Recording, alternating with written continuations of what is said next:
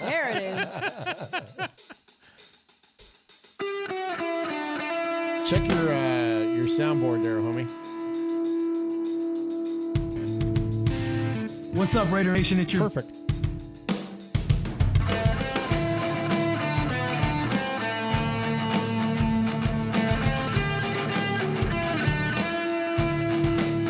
Forgot today's not Wednesday. Yeah, weird, huh?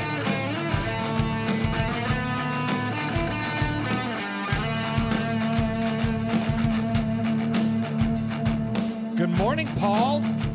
Hello, Paul. Adam Hill, Jordan Ford, Raider Lorian. Welcome to a Thursday edition of Raiders Fan Radio. Hey, Raider Mania, we missed you too yesterday.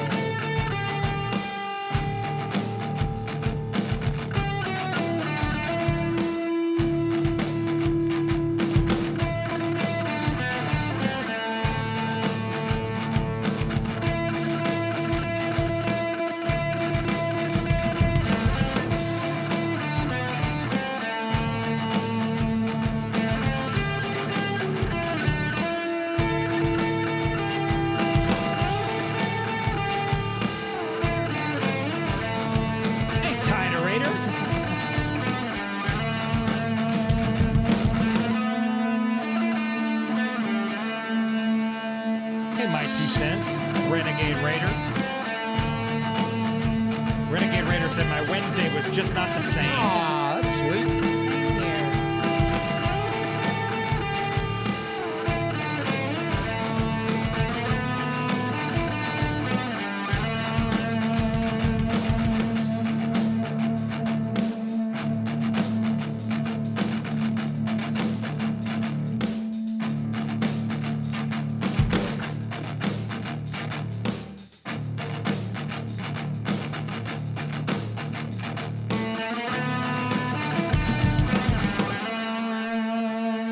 Here we go. Let's kick it off. Episode number 345 of Raiders Fan Radio, Thursday edition.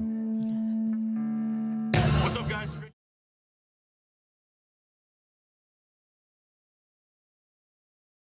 Hey, it's Mike Garafolo, NFL Network here in the home office, and you are listening to the Raiders Fan Radio podcast, taking that lighter journey into the dark side with Murf, Swag Jeff, and Michelle. She's got great hair. It's a little pink, it's a little purple, whatever it is. I'll tell you what, if I could grow it, I would sign up for that color today. So listen to her and the entire crew as they give you all the information on the Raiders on the podcast that benefits the One Nation Foundation. It's a great cause. It's a great pod. Tune in, turn it up. Here it comes. All that Raiders info and takes coming at you right now.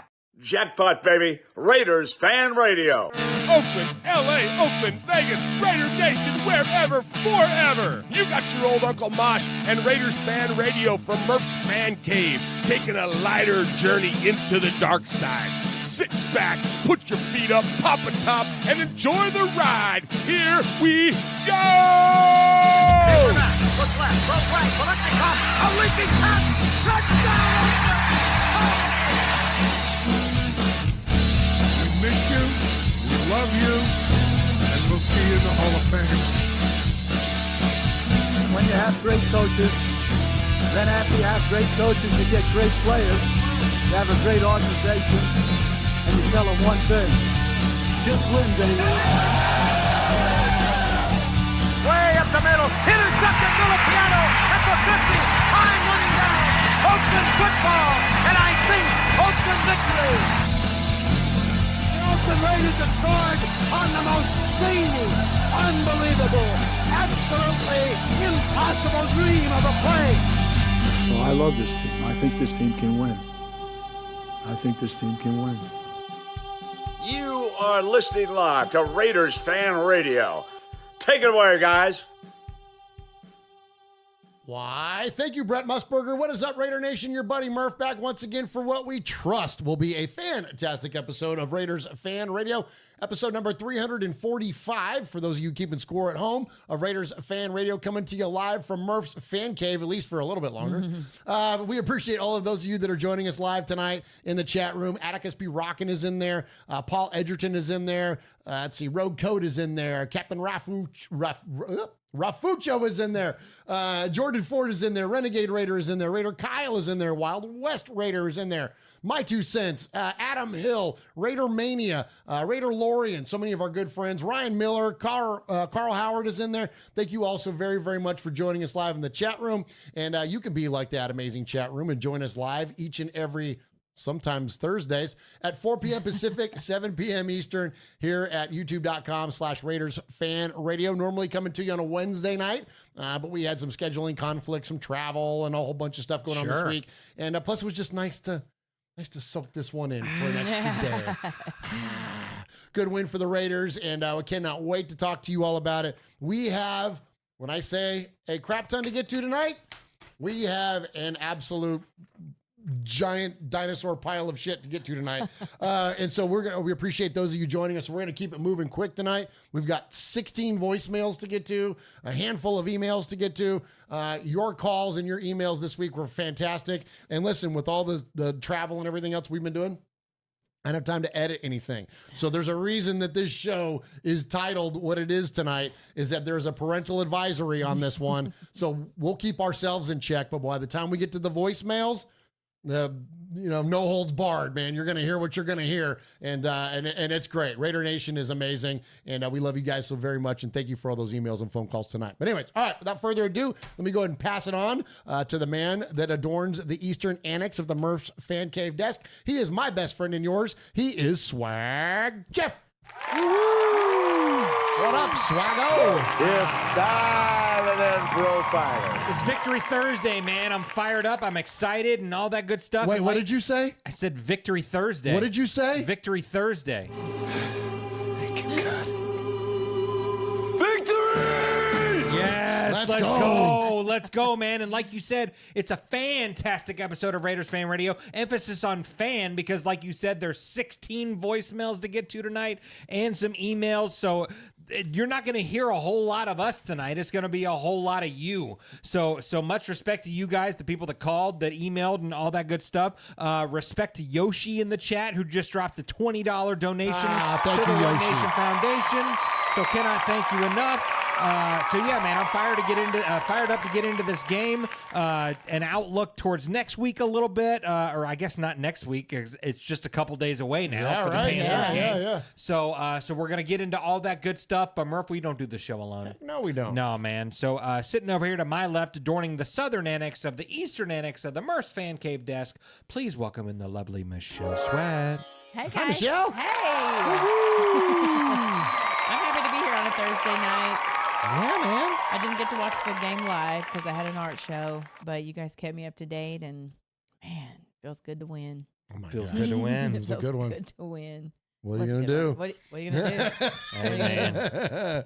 Absolutely. Well, thank you for being here tonight, Michelle. And we've got so much great stuff to look forward to. And again, get a chance to celebrate this big this big Raider victory. Man, what an incredible game this was. And can't wait to talk about it. So before we get to, well, easy. You guys making fun of me. I'm mushmouth tonight, man. Leave me alone. All right, so I've been at the beach all week long, drinking high noons, and you know what I mean. Like, anyway. Oh, look at that. We got another one in there. Hey, respect the Fabricator Guild. It says, all welcome J-Lot home opener. So Gil's going to be there in Lot J for sure, but with a $20 donation to the One Nation Foundation. Thank you, Gil. We appreciate that very, very much, brother. All right, so tonight's episode number is 345, and we always take something significant within Raider Nation and tie it back to our episode number. And so, Swag Jeff, at 345, what do we have tonight? Oh my gosh, we got a fun one, man. So for this episode, we're going back. How far are you going back? Way back. And it goes a little something like this. Hit it. So we are going to be talking about one of the famous games of Raider history. We're going to be talking about the famed Ghost to the Post playoff game. Let's go. Versus the Baltimore Colts. See? Make fun of me, Yeah, huh? I know, right? That's December 24th, 1977. Dave Casper had himself a game to remember. The Hall of Fame Tight Ends Day included the memorable over-the-shoulder catch that set up the game-tying field goal that sent the game into overtime, then caught the game-winning touchdown during the third overtime period in a thrilling 37-31 Raiders victory. But in that game, we're not even talking about Dave Casper. Oh, no. We're talking about Kenny Stabler. Oh, let's go. He threw 3 touchdown passes in that game.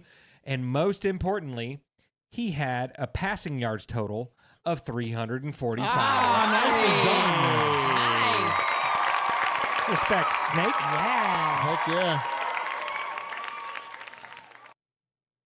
The end. Hit the button, nerd. Sorry.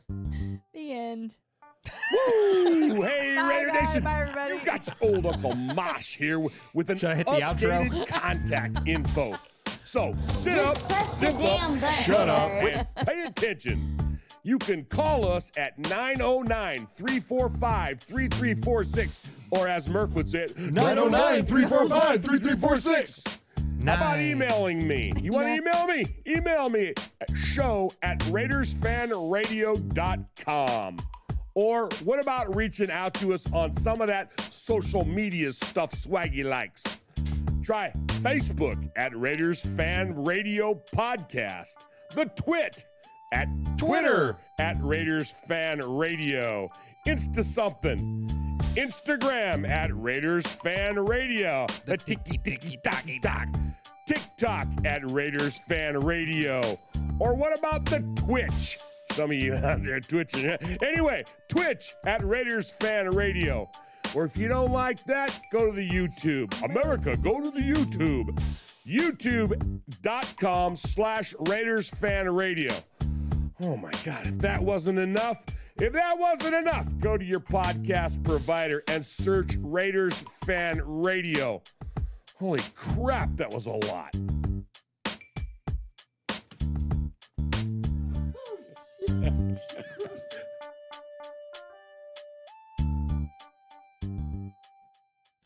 Good. Nice. That was pretty good. Nice, That was pretty nice, good. nice. Pretty good. Pretty good. Wasn't as good as beating Baltimore and Baltimore. No. Let's go. Let's go. All right, here at the top of the show, there's nothing wrong with props, nothing wrong with shout outs, but we're Italian. We like to give a little bit of respect. Hey.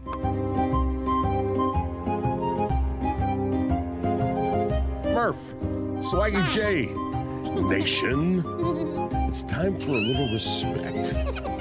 You know, respect ain't bought, it ain't sold, it ain't demanded, it ain't negotiated, it's earned. And without blowing smoke or giving shameless plugs, we want to say salute and much respect to the following folks.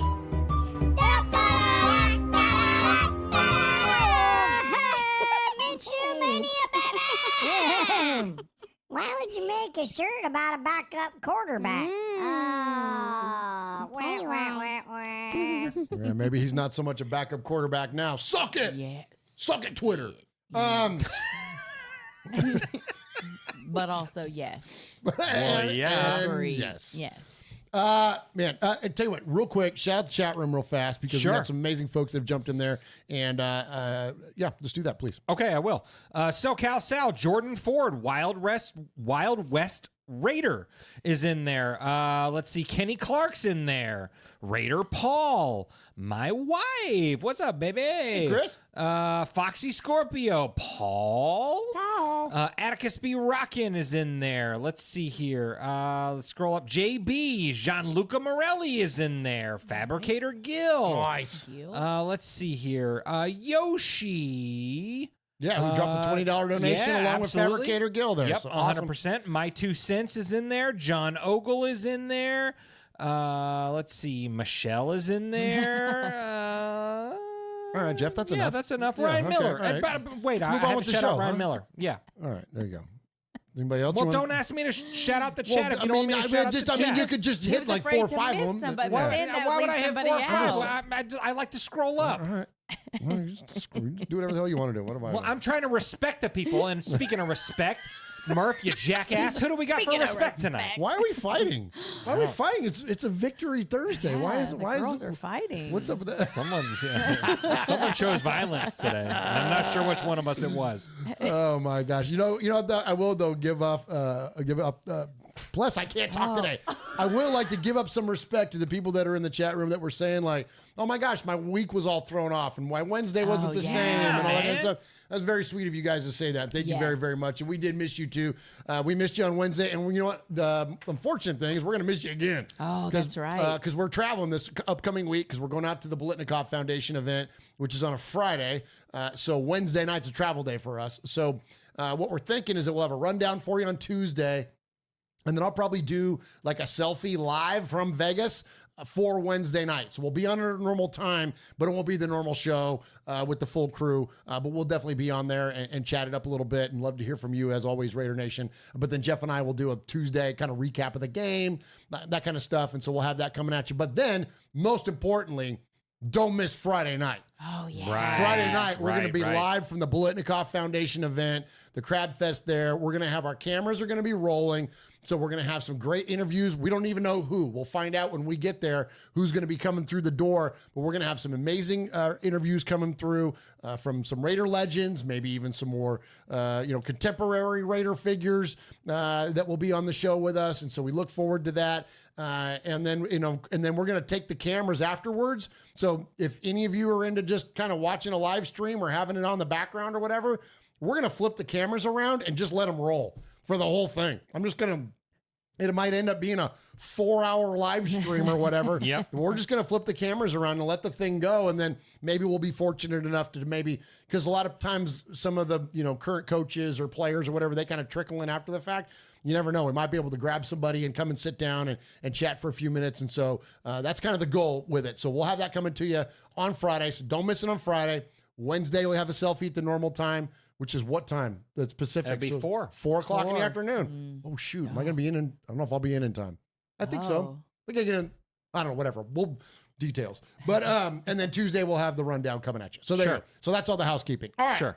Back to respect. We all got one respect. Yeah. Oh my gosh, we all came in with the same one this week. All collectively came in with the absolute exemplary leadership that was demonstrated by the Raiders. Really, I think the biggest example of that was really two, but the biggest one obviously was Max Crosby. Come on. Thumping Gardner Minshew's chest. We got some sound bites coming up here in a minute about what that meant and what that exchange was. But that level of leadership was absolutely incredible. But then also too, Antonio Pierce kind of taking the reins as the head coach and checking Luke Getsy into running a different offense. And we know now, because of the sound bites we're going to play here today, that's confirmed. That happened. Like, they had a very real conversation about the strategy of this offense, and look what it did. And those are the things. Oh, I'm gonna save it because I'm gonna get to it. But leadership, we'll just say that. All right, Swag Jeff, go ahead and hit an audio break, and then let's talk about this game. Let's hear from the birthday boy. Perfect. Happy birthday, William. What's up, Raider Nation? It's your boy, Will Compton. You're listening to Raiders Fan Radio with my boys Murf, Swaggy Jeff, and Uncle Mosh. Tune in because they put out a banger podcast. Nobody enjoyed a good Donnybrook more than 6th-year linebacker Phil Villapiano.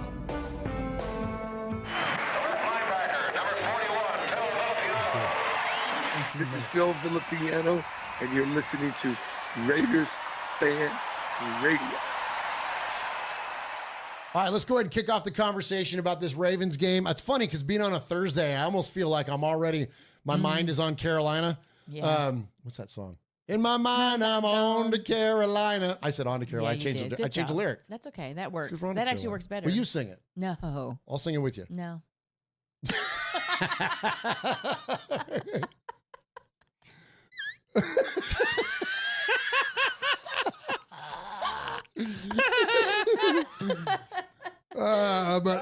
So on to Carolina in my mind. But in the meantime, though, we still got to talk about this Ravens game, man. I had a great time talking to Scott about the Ravens game, the aftermath, the immediate aftermath. That was a lot of fun, man. Being down there on the beach, it's beautiful outside. Beat the freaking Ravens on the road. Man. It was awesome, man. But anyways, let's go ahead and kick off the conversation. by tagging on to what I was just talking about there about Antonio Pierce and the influence that he had over Luke Getsy in this game, and listen to Antonio Pierce tell you about, let's just get into things that work. We need to get to like what works. We can have all these plays. I can just start throwing darts too, but what works for the Raiders? What works for Zamir? What works for our offensive line? What are we doing well? Like, right, sometimes scheme, players, all that stuff. Let's get to what works well. And I think if we just pull back a little bit, less is more, it's like I normally say, we can get that done. All right, there you go. So there's Antonio Pierce.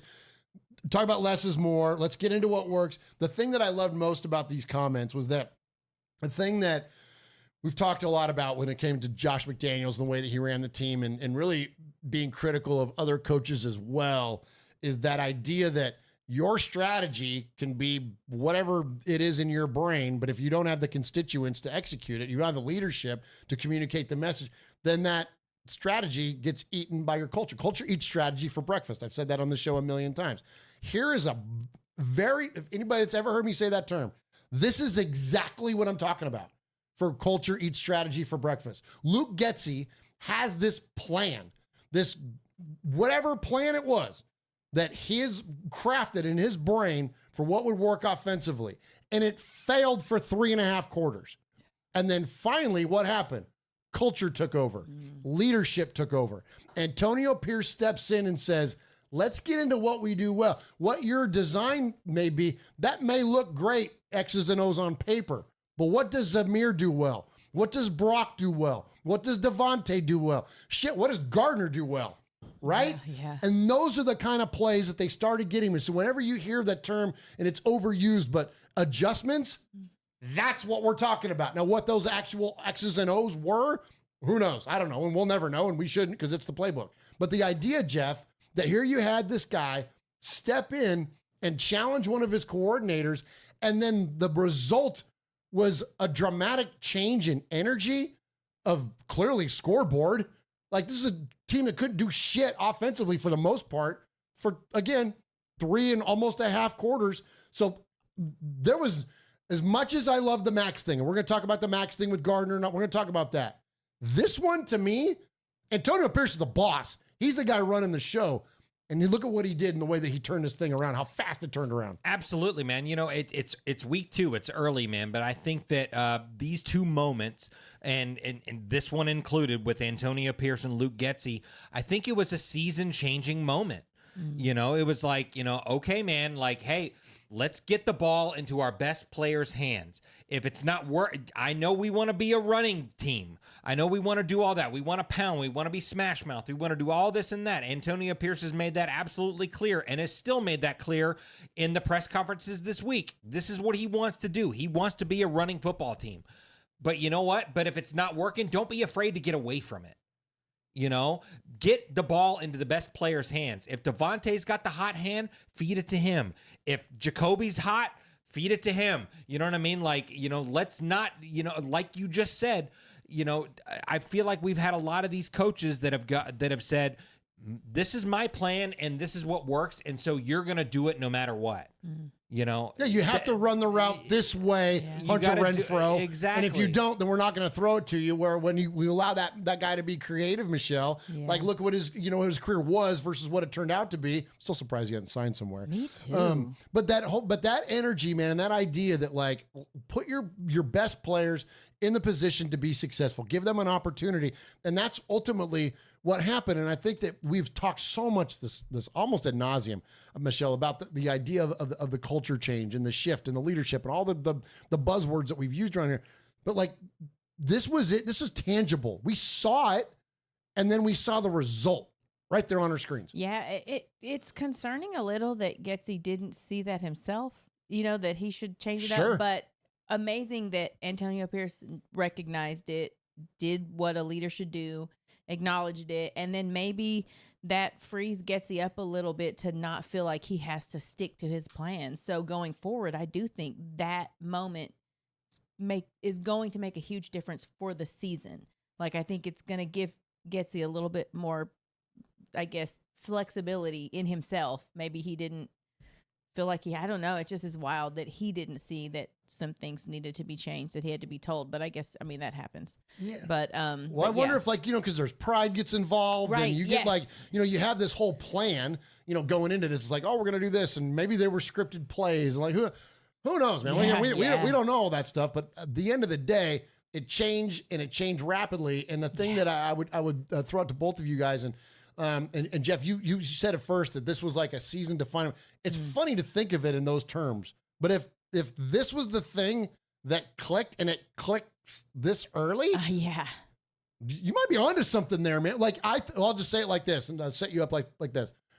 To date, this might have been the most defining move Antonio Pierce has made yet as a head coach. I'm not talking about changing the culture and the organizational shift and all that kind of stuff. I'm not talking about that. I'm talking about in-game, where he has been highly criticized already after the first game and then some decisions last year.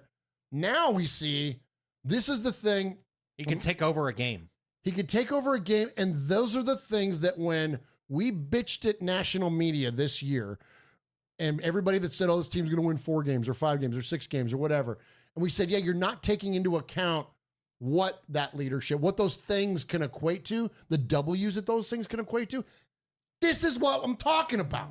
That's immeasurables. That's what landed this a W. This was an L from just about the get-go until the culture and the leadership showed up, and then it ended up being a win. So anybody that like talked all that shit and pushed back on us, this is what we were talking about. And Jeff, I think that this could be one of those moments that could change it. Yeah, absolutely. You know, they don't take into account the immeasurables, man. You know, the culture is such a big thing, man. And, you know, I'm telling you, Antonio Pierce, that was the best game that he's probably called since he's been an interim / I agree. You know, I mean, he's gotten a lot of flack about the way that he called timeouts and the way he's done certain things. And even last week, you know, I mean, going for it versus not going for it on 4th down, all that kind of stuff. There was a lot of questions. We criticized him. Yeah, absolutely, man. And he's not above criticism. And it seems like he's learning from his mistakes and doing the right thing.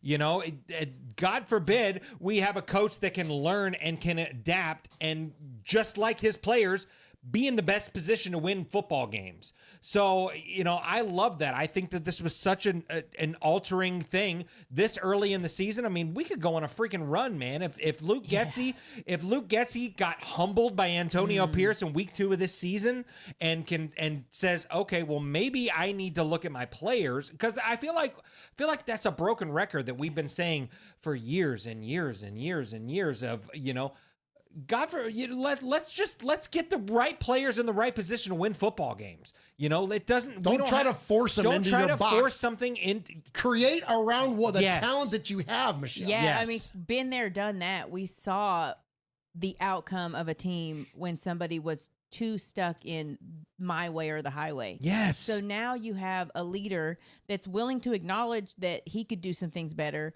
willing to call out coaches that need to be doing things better. That game, and to leave with a win, you upped the confidence of the team in their leadership. You upped their confidence in their leadership as a teammate. I know, like, I was sad sacking last week, which I'm not apologizing for that. I had every right to sad sack. But like 100%. It really does make me think way more positively about going forward. To go to Baltimore, leave with the win. Nobody picked. I mean, maybe there were a few people that picked them to win, but it was not. Everybody just assumed that was an L. And for them to all 3 of us in this room, all 3. Nobody in national media. No one had us going in and winning this game. So to leave with a win, they sent a message to the league. They sent a message to their teammates, to each other. Like, this is a team to look out for. I think that's it's exciting. And absolutely. And, you know, Baltimore is they're not a chump. Like, this is a very physical football team. And just like when we went into Arrowhead last year, you know, and everybody gave us that was your Super Bowl. That was your Super Bowl. No, it wasn't. It's because if you're not in the middle of this thing like we all are as Raider Nation, you don't understand what that represented. We went into Arrowhead and punched them in the mouth. Yeah. And we're not intimidated by Patrick Mahomes or anybody else on that football team, or Andy Reid or anybody else. That's what this kind of a win is that it demonstrates that the Raiders are not scared of shit. They have already adopted the personality of their head coach, and that guy ain't afraid of anything. He wasn't afraid of the undefeated New England Patriots and took them out, led that defense and took them out in the Super Bowl. You know what I'm saying? AP ain't scared of shit when it comes to the NFL, right? He ain't scared of you. He's not intimidated by you. And this football team isn't either. And to be coming off a bad loss, and it was a bad loss. We talked our shit around this show, talked it on Twitter. And again, like Michelle said, I don't apologize for it because that was some real emotion at the time. That was a letdown. It's still a letdown. Like, that game should have been not an easy win, but should have been a win for us. That said, it's in the past. So we'll leave it there. But the idea that, like, I don't know, I'm losing my words now, but it was just this was an exciting win for this football team because it shows that even coming out of a bad situation, they're still going to not be intimidated. They're still not going to roll over. This isn't Raider teams of the past. Yeah. You know what I'm saying? Yep. There was no give. There's no give. There's no surrender. There's no. They freaking battled at the very end. And I think that by showing that resiliency and showing that ability to adapt, huge, man. It's absolutely huge. Yeah, absolutely, man. Well, and so just to kind of tag what you just said right there, I think, my big comparison is between this time this year and last year.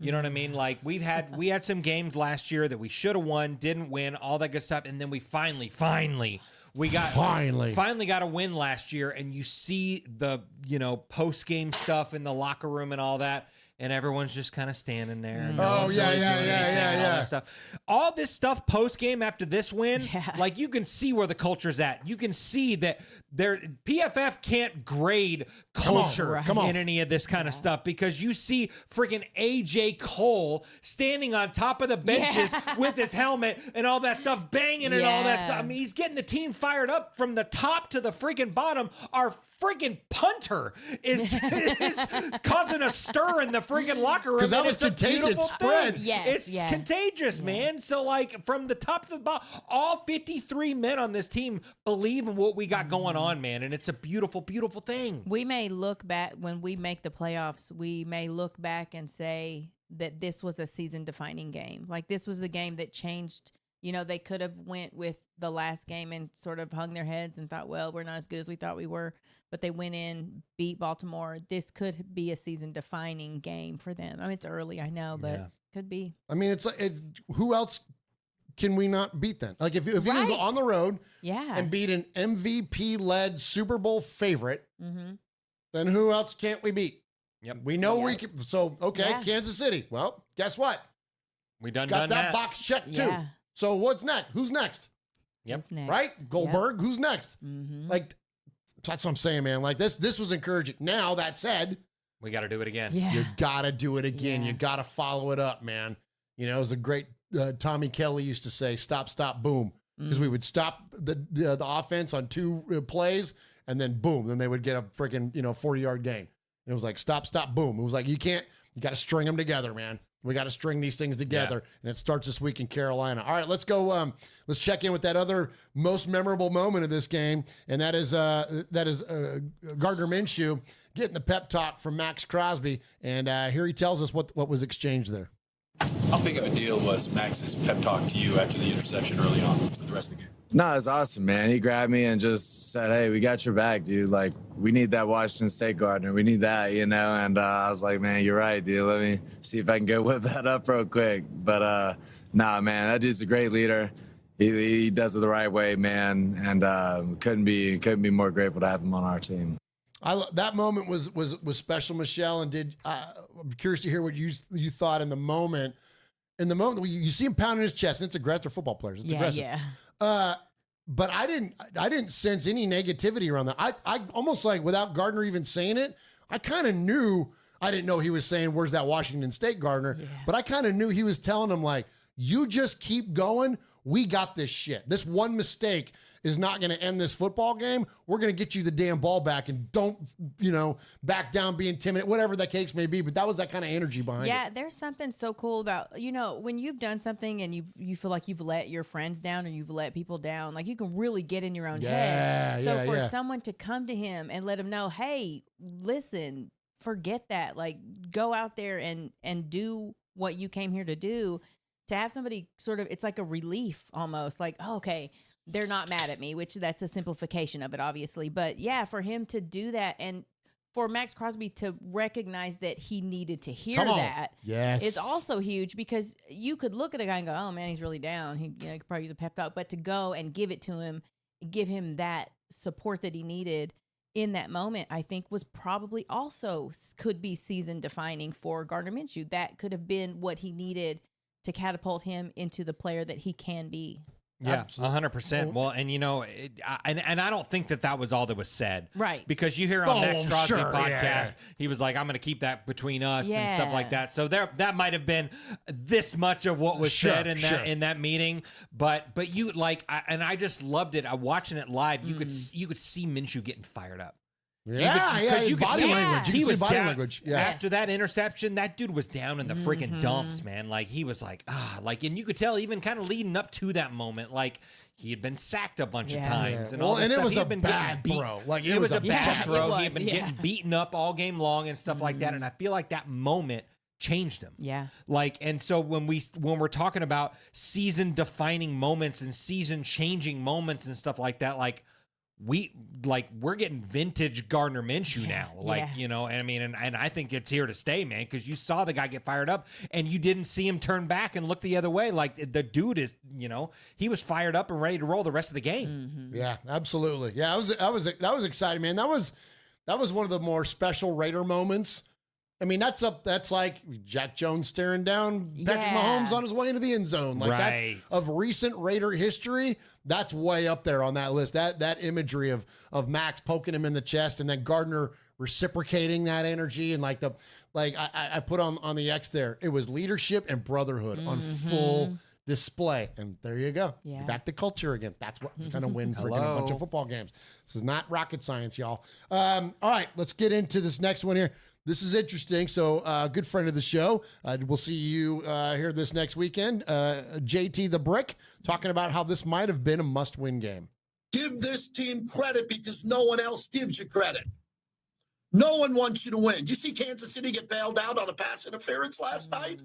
Oh, my God, it's the last play of the game. Last play of the game. All you got to do is knock it down. Pass interference on Cincinnati. Remember Cincinnati a couple of years ago? Last play, they win the game.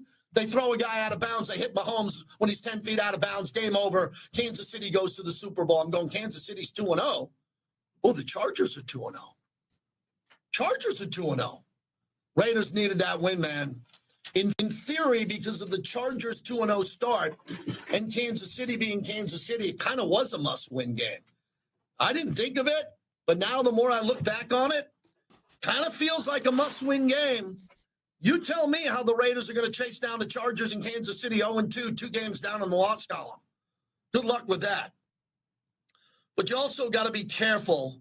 You got to be careful with this team now going forward, and don't start predicting wins, man. We want to win these games. I had someone today tell me they're going to win the next 4 in a row. I'm like, really? 4 in a row? Come on. I want to see them win every game. But kind of cool your jet engines and let's get ready for Carolina. That's the monologue. I didn't even play a soundbite yet. I got a lot to get to. JT's like us, man. He's fired up. Love to hear it. And I agree with him. We sort of talked about that last week. Like, as much as we were sad sacking on the Chargers loss and we knew that it was going to be a very tall order for the Raiders to win, I think we even discussed that briefly, was that this is a big deal. You can't go down to 2 AFC opponents back to back, especially when one of them has been in the division, because that AFC North is going to be competitive. Of course, and the Bengals seem to be kind of down, so there's a shot for the Ravens to run away with it. But anyways, if there's any sort of wild card contention or anything, or common opponent becomes a big thing when it comes to tiebreakers. So Cleveland's going to be in the mix. The Steelers are going to maybe be in the mix. Well, their common opponent twice is going to be the Ravens. So that idea that now we have a tiebreak advantage against, you know what I'm saying? Like, these things, the ramifications of this stuff could end up way down the line. And so I love that idea that what JT brought up there is that, like, it wasn't a must win in terms of the amount of games that are in the season, but in terms of who we were playing and the significance of our collective schedules.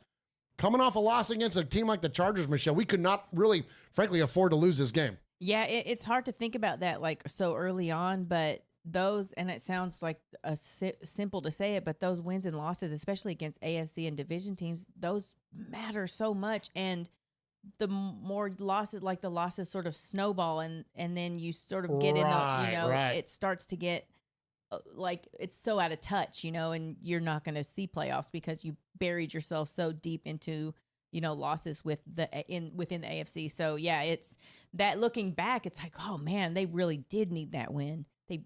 Not just for morale, but for their position. Absolutely. They really needed that win. Hey, Jeff, shout out that super chat that's in there, and then we'll hear your comments, please. Yeah, absolutely. East Coast Raider 999 donation says Mahomes has 22 overturned interceptions in 6 years. Tom Brady had 16 in 22 years. Jeez. Wow. That's rough. But that's what JT was alluding to there is that, look, and I'll say this real quick and lead into your comments, is that the Chiefs are going to get superstar treatment. And that's the way the NFL works like that. Michael Jordan, well, that's not obviously the NFL, but Michael Jordan had it in the NBA. LeBron James has it now in the NBA. Growing up, I remember Joe Montana had it. John Elway had it. Tom Brady had it forever, clearly right here. And now Mahomes has it. He's going to get the calls, man. That's just the way the world works, is that when your superstars are on the field, they're going to get favorable calls. The trick is that we have to be good enough to overcome that. You know what I mean? We have to be able to overcome those kinds of things. And I think this Raider team has enough talent to be able to overcome those things. Because you're right, East Coast Raider, that's not going away. That concept and that idea is not going away. It's not going away. It's not going away for sure. And to comment on JT's thing about a lot of people predicting, oh my gosh, we could win the next 4 and stuff like that. We weren't supposed to win this one, guys. Yeah. Let's keep that in perspective. So we weren't supposed to lose the first one. We weren't supposed to lose the first one. We weren't supposed to win the second one. So let's, I don't want to get too ahead of myself and think that we're going to whip the Panthers' ass right here. As much as I think that we probably will. Andy Dalton is undefeated against the Raiders. And this is a Raider game that's coming up right here, where it's a quarterback that we haven't seen in a while or at all or anything like that. This reminds me of the Bears game from last year, and it gives me some PTSD for sure, man. What about on the road against the Falcons that you were there to see, Michelle? Remember that 100%, man. It was like we were coming off a hot, you know what I mean? We're playing well, and all of a sudden we go into Atlanta and can't put up a... it was terrible. That was awful. So let's not look ahead. Y'all were wearing masks and shit. It was the worst. It was the worst. But the culture wasn't there. That's right. That's it. Right. That's what I'm saying. That's the difference.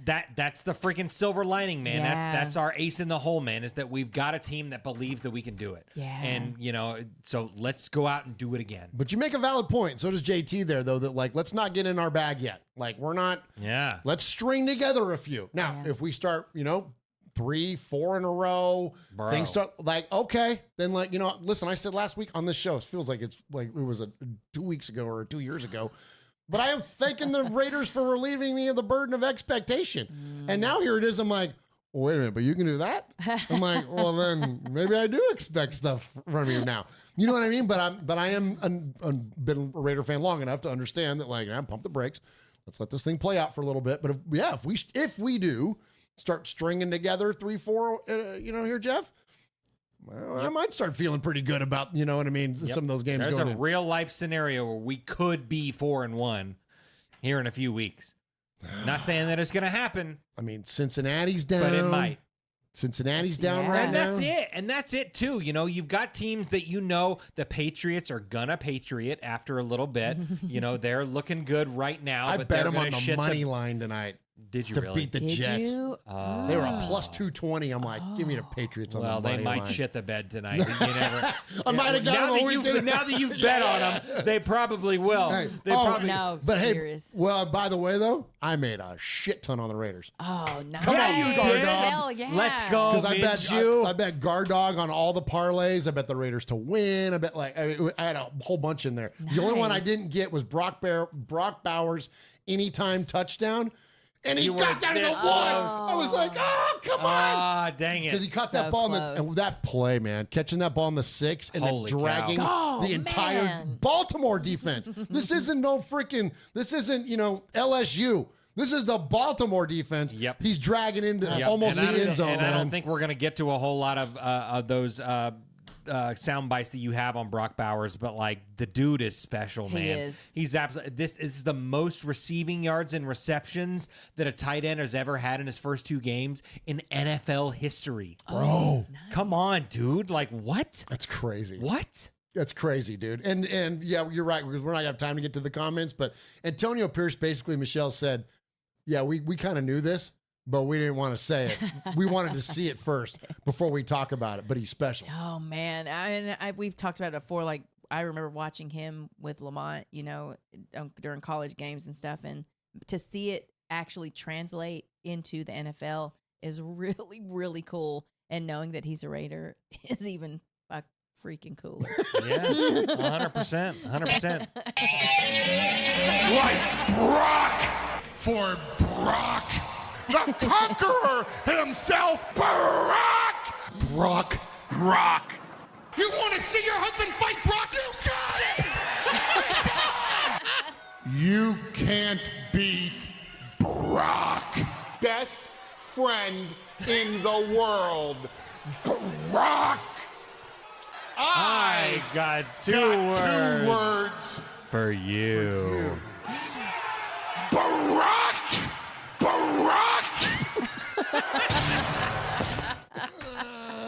Does he have a nickname yet? Yeah. Barack! Oh, yeah. But is the team giving him one? Was it Devontae calls him businessman? Is that it? Is that it? Oh, yeah. Okay, yeah. All he does is football. Yeah. Like, that's the only thing that is true. They're like, every time you hear comments from coaches or players, they're like, he doesn't talk about anything else but football. He doesn't do anything else but football. He doesn't want to do anything else but football. I was talking to Mason, my baby Valerie's son, earlier today, and he's a big Georgia football fan. And he was like, the thing that's so cool about Brock too is that he doesn't like care.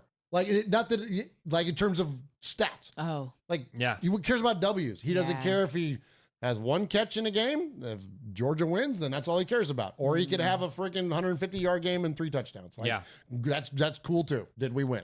Like, and he's like, he even said, Mason said to me, he goes, I wouldn't be surprised if he was a career Raider. Oh, wow. Because he doesn't chase money or like that. Like, it's just, he's just all about ball. Like, dude is special, man.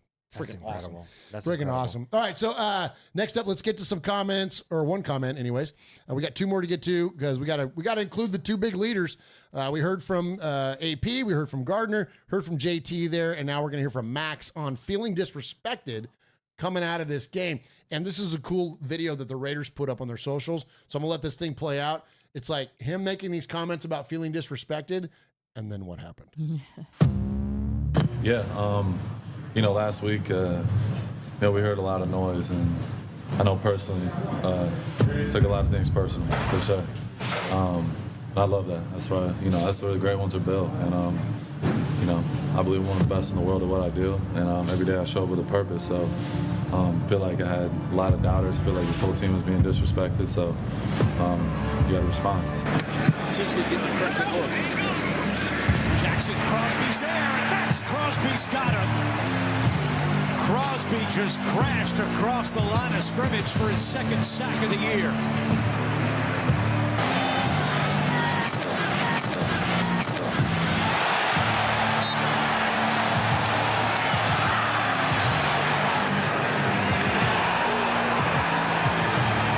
Jackson, here comes the pressure, and guess who? Max Crosby!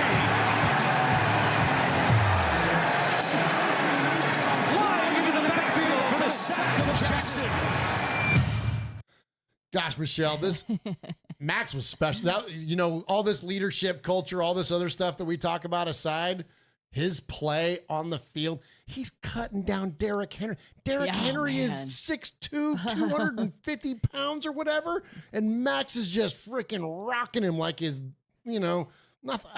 Impressive, and how fast the way you get in the backfield. Yeah, I think he came out ready to wreck some people's games because is it Joe Alt? Is that who the Chargers? Like, yeah. He didn't do a whole lot. Like, I think he didn't do a whole lot in that game. So he wanted to come out and show everybody who Max Crosby is, and boy, did he! I watched because I didn't get to see the game live, so I watched a lot of the highlights from all of the different things, and just seeing him, he's so impressive. He's so 1,000% never stopped till the very end. And it's just something really special to watch. I don't know if we've ever seen, I mean, I want to say ever, I want to paint that broad of a stroke, but in terms of Raider history, someone that's been that relentless and doesn't let up from the very beginning to the very end. It's insane. I mean, you don't even see that in a lot of sports, period.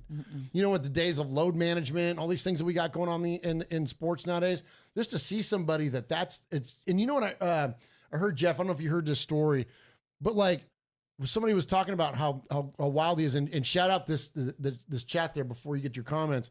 Max freaking like goes and does like boxing sessions after practice. Did you hear about that? No. He goes and they're like, what kind of a maniac goes and boxes for an hour or 2 or 3 or whatever after a full football practice? Like this guy, the motor is unbelievable. He's on the short list of players we've ever seen do things like that. I can't remember. I was listening to him on a podcast, and I cannot remember whose podcast it was.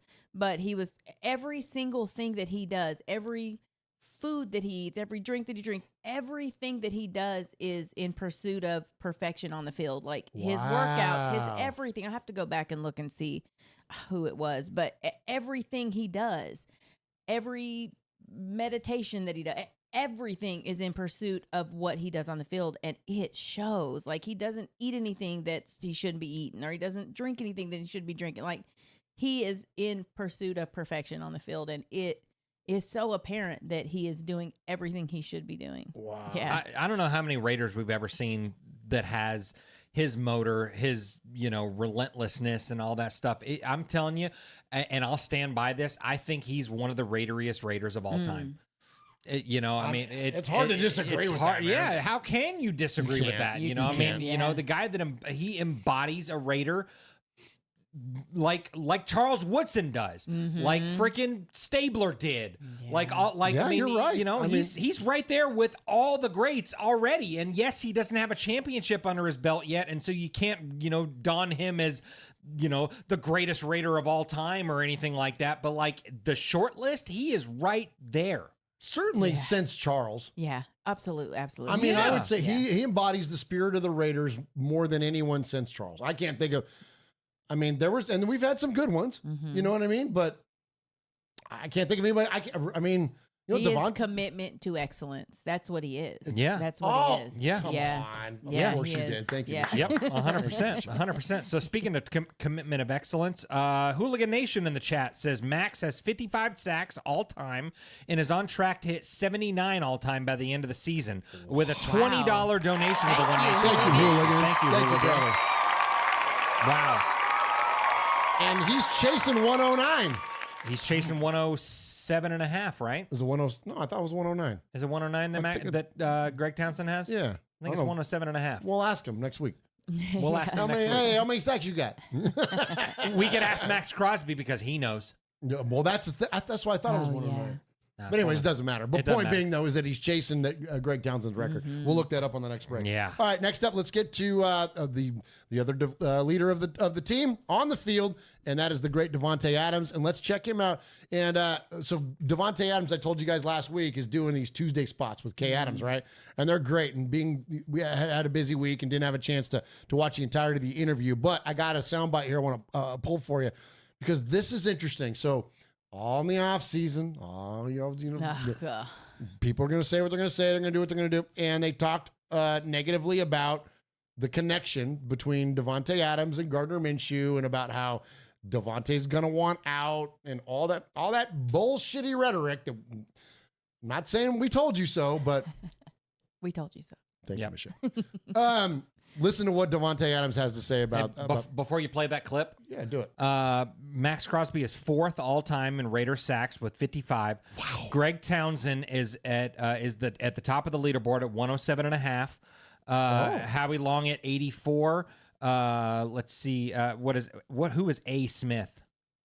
It's shame on me for not knowing that. 57.5. So he'll pass that. He'll be 3rd all time in a week or two. I need to look that up. But he just passed, is it Bill Pickle? Pikel. Pikel? Yeah, don't say it the way you say it. I don't like the way you say it. Okay. Well, Alzado, Pickle. It doesn't matter. Yeah, Bill Pikel. Anthony Smith. That's what I thought it was. Anthony. Thank you, Raider Roo. Thank you, SoCal Sal. and remind me of the years that Anthony Smith played too. By the way, I don't know. Well, I know you don't know. I'm asking the freaking chat room.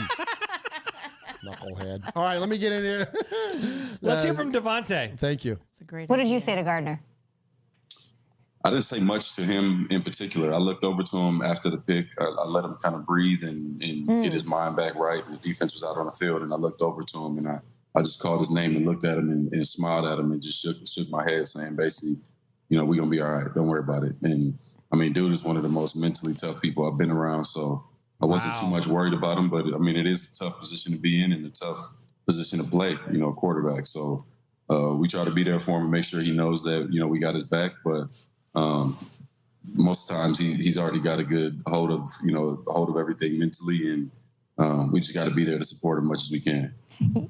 You saying that he's one of the most mentally tough people that you've been around, it carries a lot of weight. I'd like to hear more about that. What don't we know about that and how important that might be in that locker room?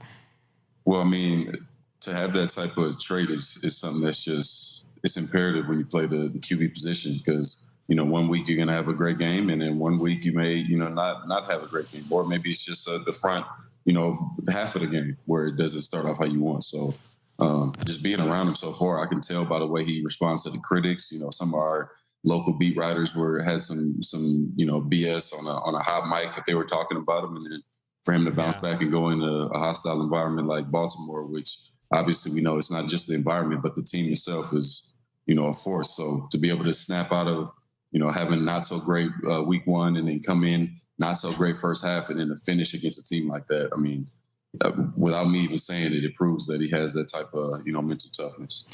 All right, there we go. So absolutely incredible comments there from DA. Before we jump into it, I pulled it up here and I appreciate Raider Roo in the chat too. Anthony Smith, defensive end for the Los Angeles/Oakland Raiders from 1990 to 1997. So I gotta admit something here. I had a little bit of a lost weekend in my early 20s. And while I was clearly watching the Raiders and rooting them on, I was not like studied up on stats. And I shame on me. I don't really remember a ton of Anthony Smith back then. But again, I was living on an island, for crying out loud, literally. Yeah, you were. You were. All right, so let's get on. So on the mental toughness there, Michelle, those comments rang out to me because this guy played with Derek Carr, he played with Aaron Rodgers. He's played with a lot of mentally tough quarterbacks and been around a lot of mentally tough people in his career. And for him to highlight Gardner Minshew in that way, I think just absolutely, there can't be a greater testimony than that for me, or to me. Yeah, and I mean, I can imagine he's incredibly mentally tough. I think anyone who's so very comfortable with who they are as a person is going to be a mentally tough person, but also those mentally tough people still need to know that you've got their back. So like for Devontae, and it's interesting to see the two different leadership styles of Devontae and Max. Like Max went to him and gave him the, you got this. And then Devontae gave him the nod, the smile, like, hey, it's all good. We've got this. Like, to see those two different leadership styles is really cool. And to have that on the team is even more special because you know what your teammates need in the moment and you're able to give it to them. And I think that, but yeah, I'm not surprised that Gardner Minshew is mentally tough. He seems, I think you kind of have to be also. I was just going to say, you kind of have to be in the NFL. Yeah. Exactly, yeah. And to be a journeyman like that. Yeah, 100%, 100%. Well, comments from Max and comments from Devontae, I think it's pretty clear as to why Gardner Minshew won this starting job. Yeah. You know what I mean? Like, for those of you that were questioning, why didn't they put in O'Connell? Why didn't they start Aiden and all this kind of stuff? This is why. This is why. Because Devontae says that he's one of the most, sure-handed, mentally tough quarterbacks that he's played around and stuff like that. Like, hello, it's clear why, we know nothing and the players know everything. Yeah. You know what I mean? Like, absolutely. That's why he got the job. Absolutely. Good deal. All right, hit a break. Then let's talk about this Panthers game real quick. Hey, Raider Nation, this is Max Crosby from the Oakland Raiders. And goes down, and Max Crosby, who forced a fumble last week. You're listening to Murf, Mosh, and Swag Jeff on Raiders Fan Radio. Thank you so much. Just win, baby. I got to admit, I'm feeling a kind of way about not knowing about Anthony Smith. I'm disappointed in me. Disappointed in yourself. Yeah. That's okay. I don't love that. I don't love that. Okay. Hey, but I don't want to lose any cred, as the kids say. Well, you know who gets all the cred is our guy Chef B in the chat, who just says, "Let's go Raiders," and became a member of the Raiders Fan Radio channel for 15 months. Oh, wow. Thank you, Chef B. Chef B? Much respect. What did he become? Member, cabrón. Remember? You remember? You don't remember? You remember? Shit, you cried a lot. I thought you remember. Hey, and let's shout out the chat as well. Please do. G Moa's in there. Jordan Ford, Vegas Raider Pete's in there. True Raiders in there. Doppelgangers in there. Paul is in there. Raider Ryan, SoCal Sal, Raider Rue, Gianluca Morelli's in there. East Coast Raiders in there. Let's see here. True Raiders in there. Like I said, Chef B is in there. Yoshi is in there. Foxy Scorpio is in there. Let's see here. Wyoming Raiders in there. What's up, Wyo? Trinidad just jumped in there. Raider Nick is in there. Tony Collins is in there. We got the whole crew, man. Oh my gosh, Raider Rue's in there. Appreciate all of you so very, very much. Doppelganger in there. Appreciate everybody joining us live for this episode of Raiders Fan Radio. All right, so we got to get going here because we have more than an hour's worth of your calls here, and we're already at the 1 hour mark. Yeah. But we would be remiss, as the kids say, if we don't talk about this upcoming Panthers game. Sure. So listen, we're not the tape people. We're not the X's and O's people. We're not going to sit there and break down matchups between every single player or whatever. We're talking about fan energy around here, and I think that for the home opener, coming off of this win against Baltimore. Listen, if they don't win this game, y'all, like this is going to be a major letdown, but I have a feeling Allegiant's going to be rocking. Antonio Pierce came out and he said it, man, in that Baltimore game. At one point, he turned around and they were looking up into the stands and he said, and you could see silver and black all the way to the top of those stands behind our bench. And he said, and you could hear and we could feel that energy, and we need to continue to hear and feel that energy.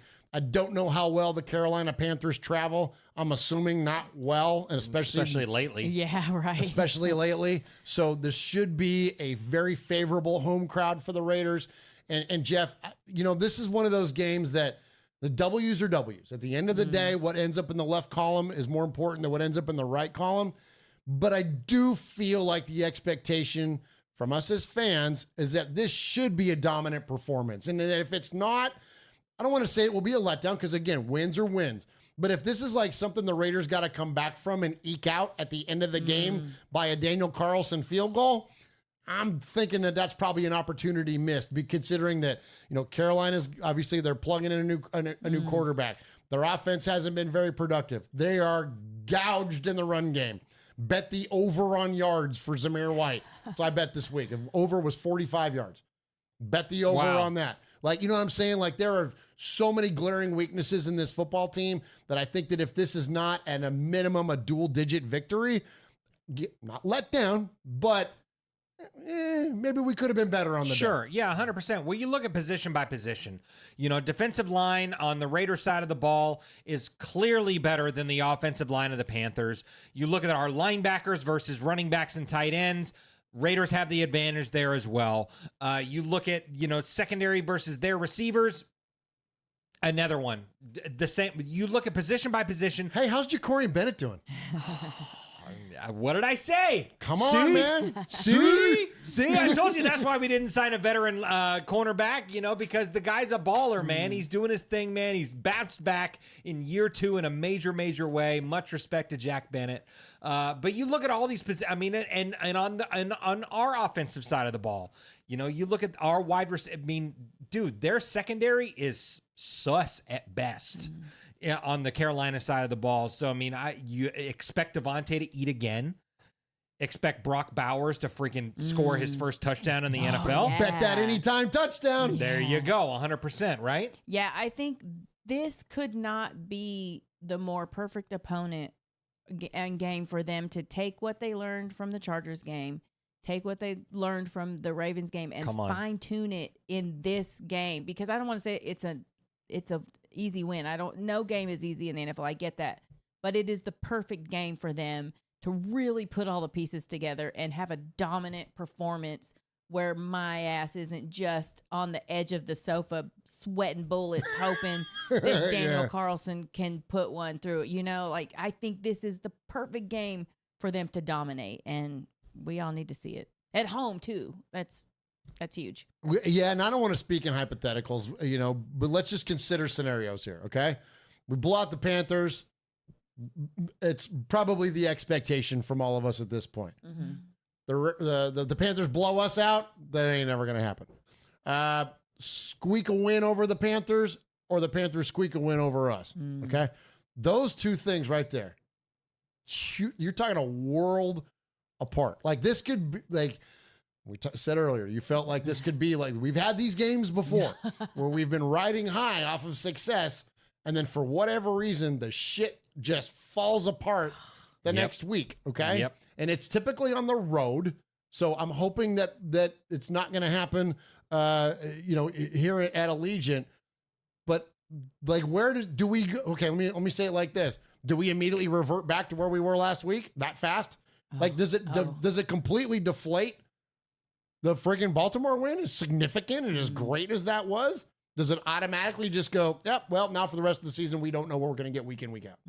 No, they got to build off of this, Okay, and I think they're going to. They're definitely going to, man, because this team is a little bit different than teams we've seen in the past. I'm just being devil's advocate. I'm just throwing shit out there. I'm with you, and you know, and the fact that they're starting Andy Dalton makes me nervous. It does make me nervous, just frankly, because this has kind of been the Achilles heel for the Raiders in years past. Because we've seen Baker Mayfield defense, though.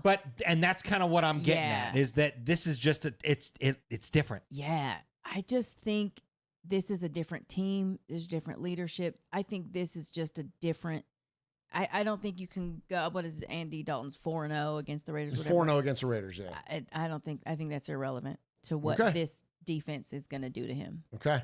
Well, I hope you're right, and I don't doubt it either. I don't doubt this team. I don't doubt the leadership. And you're right. You know, Baker Mayfield coming off of a freaking 48 hours in the building and then beating the Raiders. Yeah, that's not an Antonio Pierce-led football team. So I don't think that's going to be the narrative there.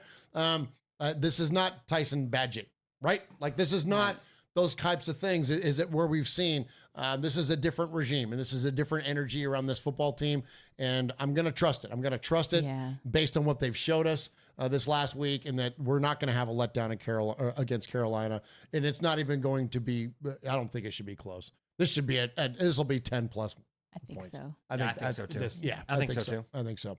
All right, next up, let's. We're on to them. Yep, let's hear from you, Raider Nation.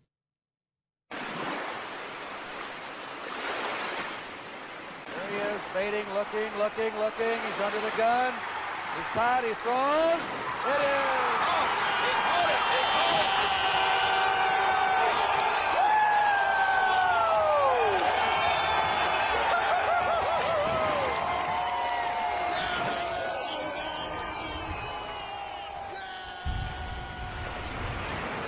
Appreciate everybody that's in the chat room tonight. Leo's in there, SoCal Sal. I see our buddy OG Jack Daniel jumped in there. Prayers up for you, brother, for that upcoming surgery. Hopefully a quick recovery for you on that. Vegas Raider Pete is in there. Trin's in there. Raider Rue, Leo, Jordan Ford. So many of our good friends, and we appreciate you, Unfazed. I appreciate everybody that is in there tonight. All right, so here's where we hear from you, because more of you and less of us is a good thing. You can contact us a multitude of ways in that chat room at youtube.com/RaidersFanRadio, or you can email the show, and that is at show. Yes. We're in kind of a hurry tonight, so I can't drag this bit out. But like show, SHOW, at RaidersFanRadio.com. Or you can call the show at 909-345-3346. That's 909. You son of a bitch. Damn you. 9.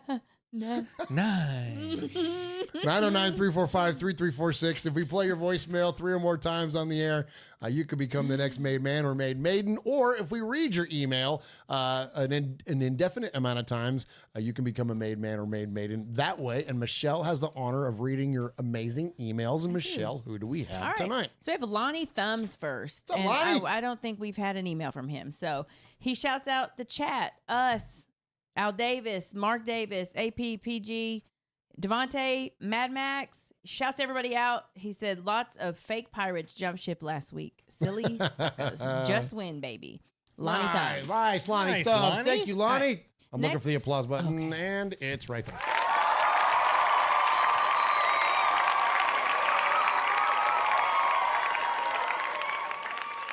All right, next we have James Williams.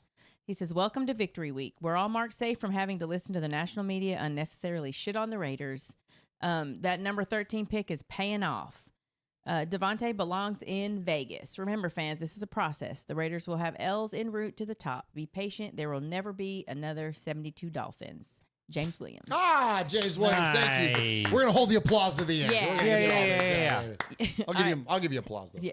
Next, we have Slatus. It's not the button. Hey, my friends. So aggressive tonight. Hey, You ain't getting that damn button, bruh. Hey, my friends. Because I was on the beach for a week, and now I'm back at work. I'm bitter.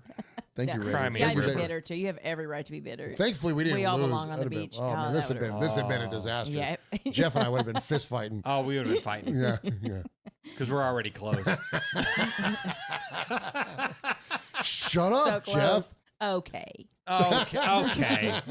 Hey, my friends, we got a huge win, and Minshew Mania is running wild in Vegas. Let's go. He literally leads the league in passer ratings, so get behind Minshew. The team is fully behind him.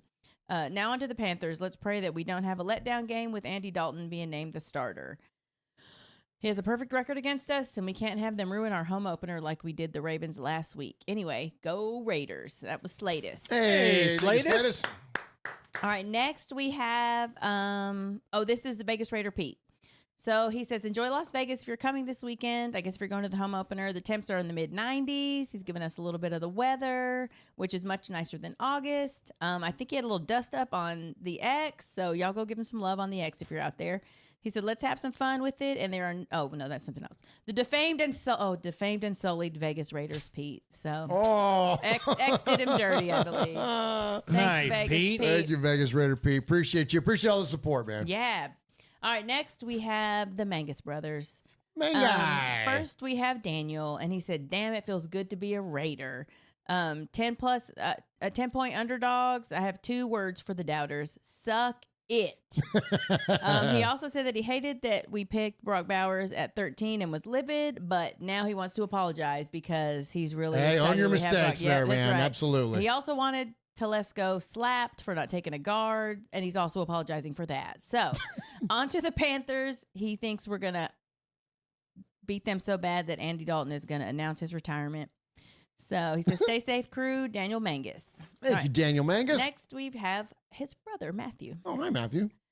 He says, I love being wrong. I thought that we would get destroyed in Baltimore. Instead, AP showed this Raiders team is different and got a win against the AFC runner-up and the reigning MVP. Now it's on to the home opener against the Panthers. This smells like it could be a trap game, especially with the Raiders' kryptonite and Andy Dalton coming to the Death Star.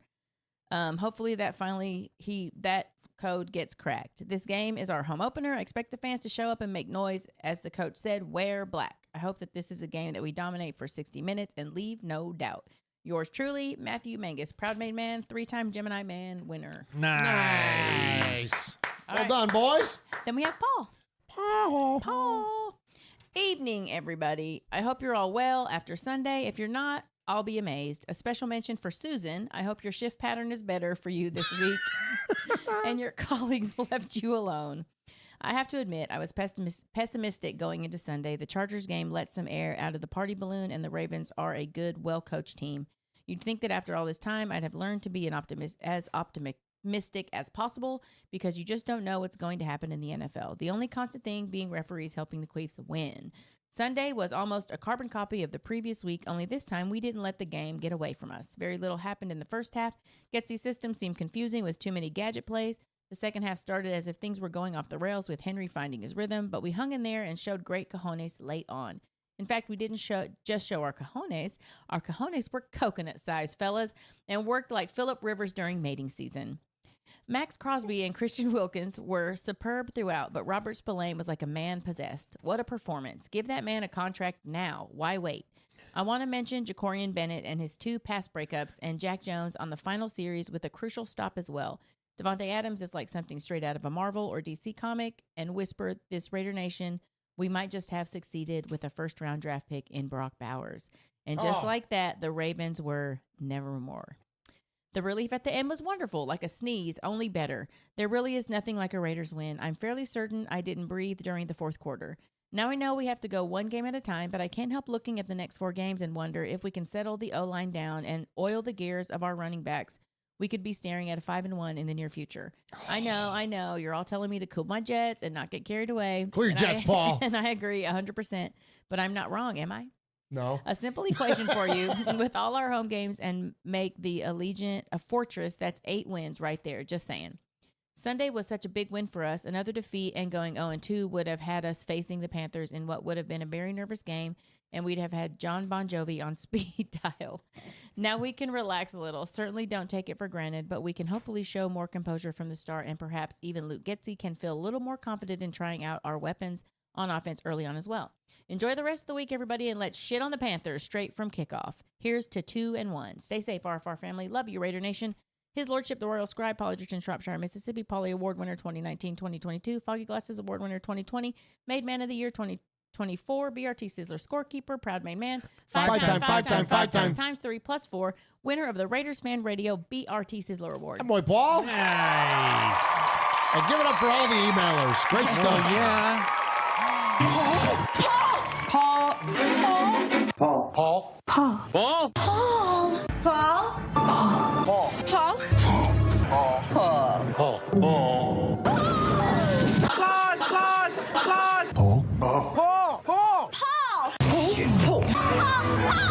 Paul, your name Paul?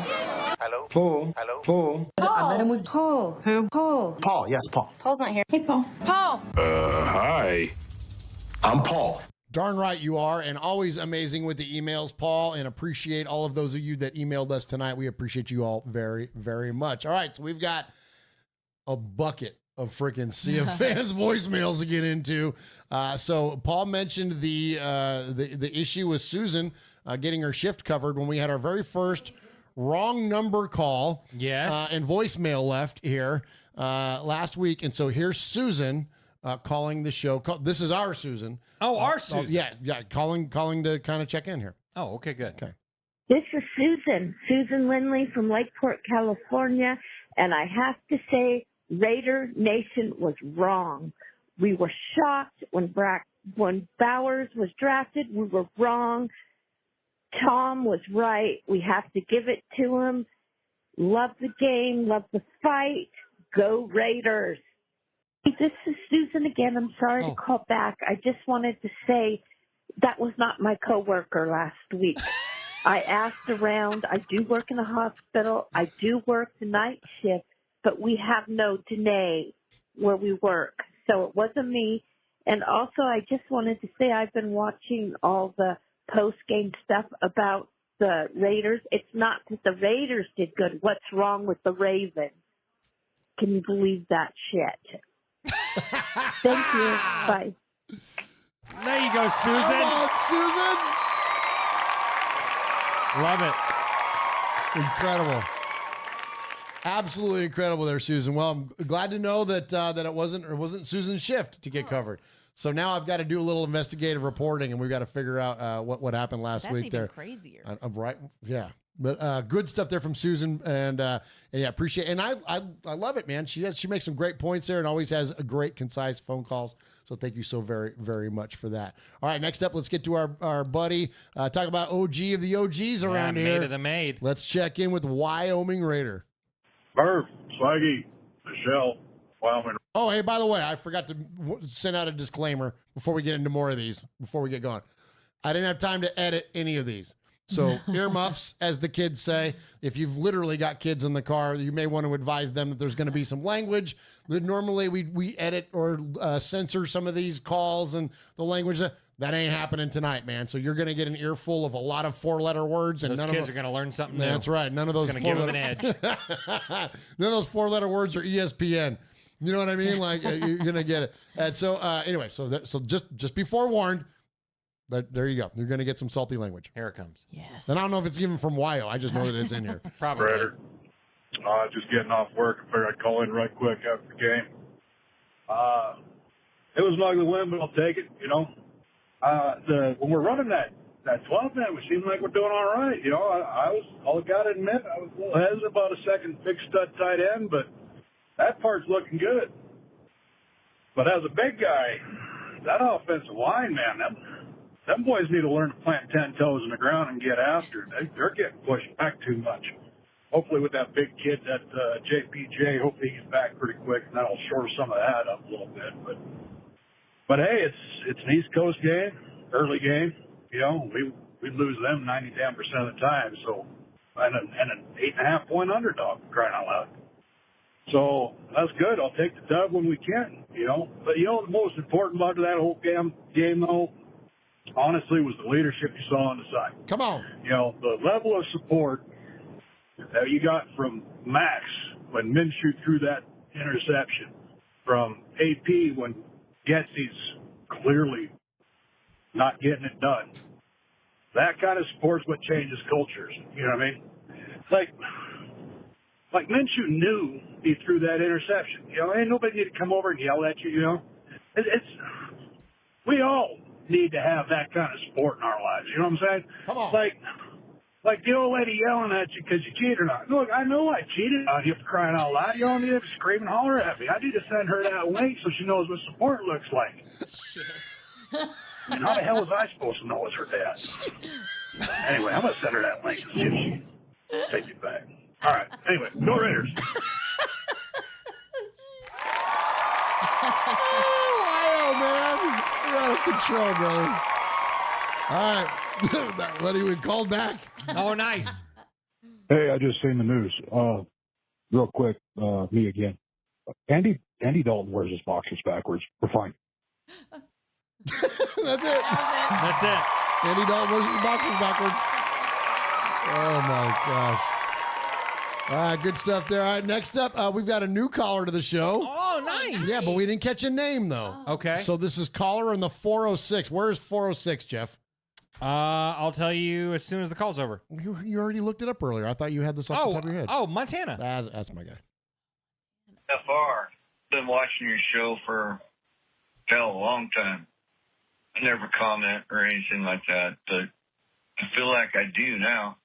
I just want to say to all these Raider fans that overanalyze stuff and put our team down because a player missed a play, whatever, man. That's the way the sport is. Quit doing that, period. They feel our energy, whether you think they do or not, man. They feel that. Quit putting them down, man.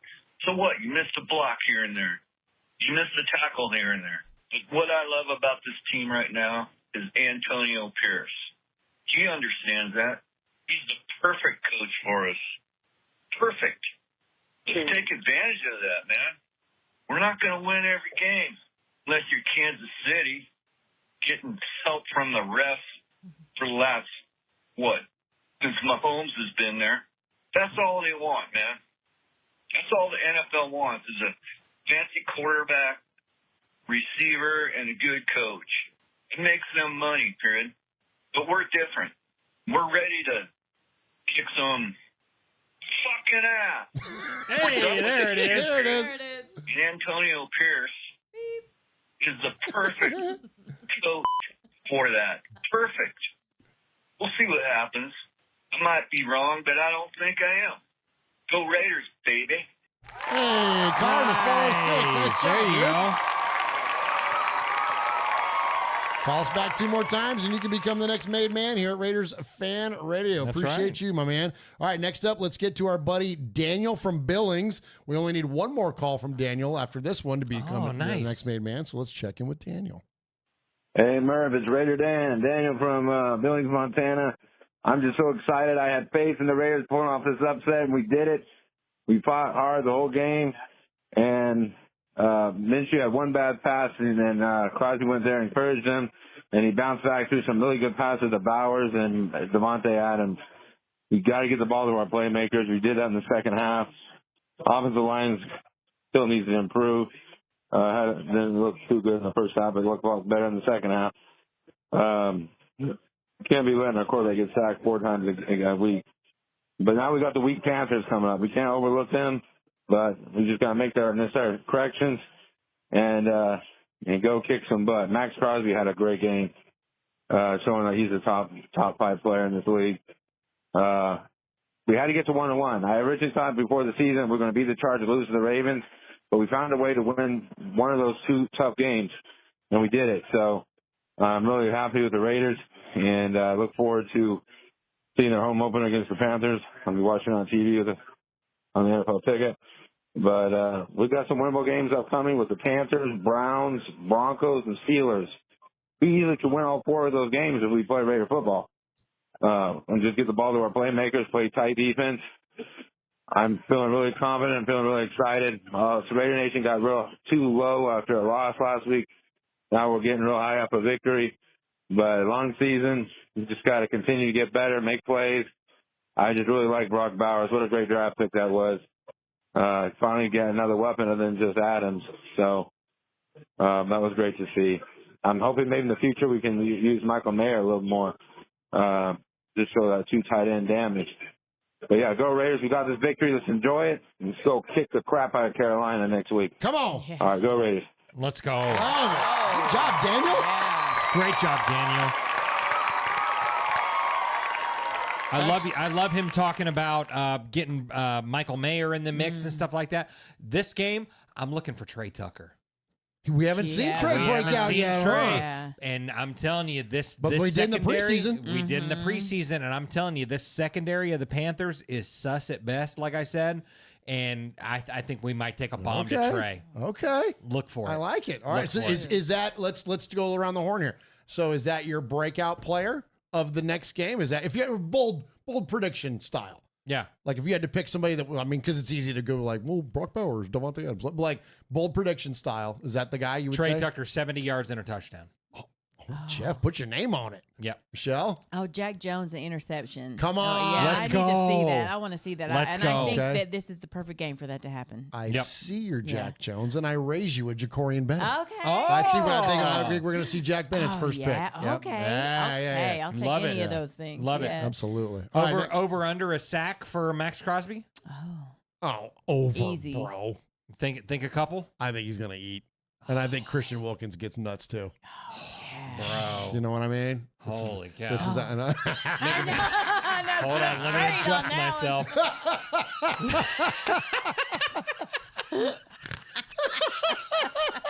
It's a whole lot of good shit we're talking about here. Hold on now. Jordan Ford says... My pants just got shorter, my underwear got tight. Hey, 6 to midnight, 6 to midnight.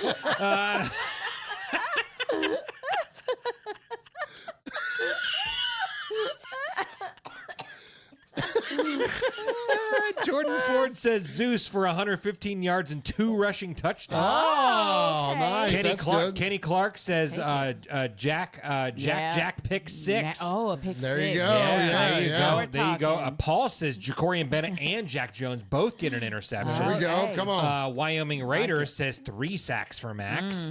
Okay. Yep, 100%. Nice. Absolutely. Leo in there. How about a Zeus touchdown?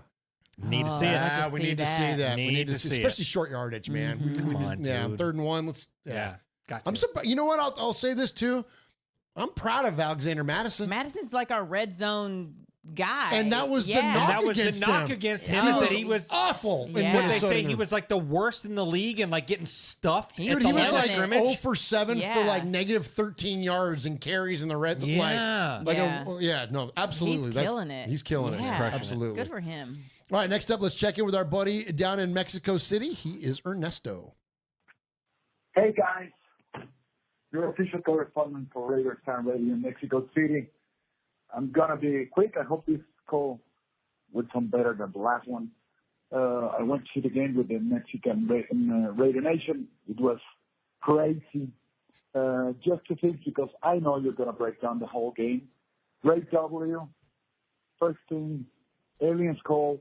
They're only loaning us Max for a time. As soon as he retires, he has to go back to the planet where he comes from.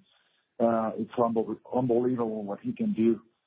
And the second one, Luke Getty changed the way we played in the second half. Stopped running the ball so much and stopped with the kitty stuff, the passes behind the line of scrimmage. And I think that's the formula. It made us look like a whole different team. I still hate him a little bit, but I will recognize that he changed his ways in a good moment, and that led us to the W. Minshew Mania, it's amazing. He played great. I don't expect him to be perfect. I expect for him to have balls and push the ball forward. And that's it. Have a great one, guys. I sent you some stuff. Check it out. Go Raiders! Hey, give it up for Ernesto. Somebody in the chat room there asked if he was getting close to being a made man. He's been made already. Yeah, he got made last. Was it not last show, but show before maybe something like that? Yeah, absolutely.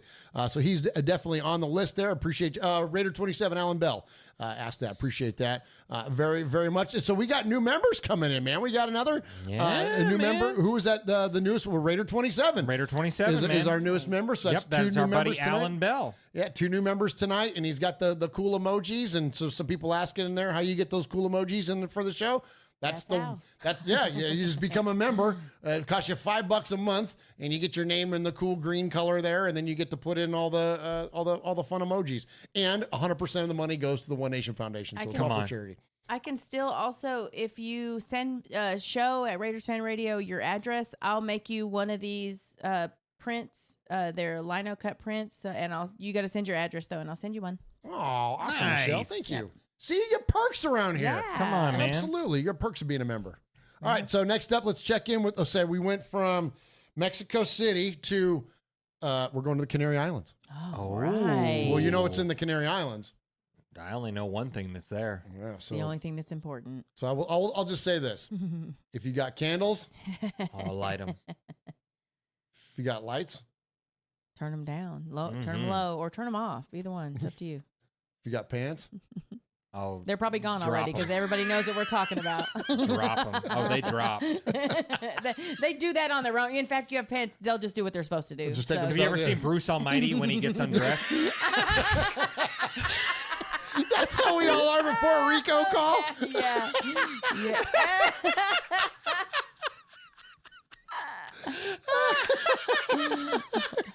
I love it. Everybody in the chat room. Hide your wives. Lock up your daughters, fellas. Oh, my gosh.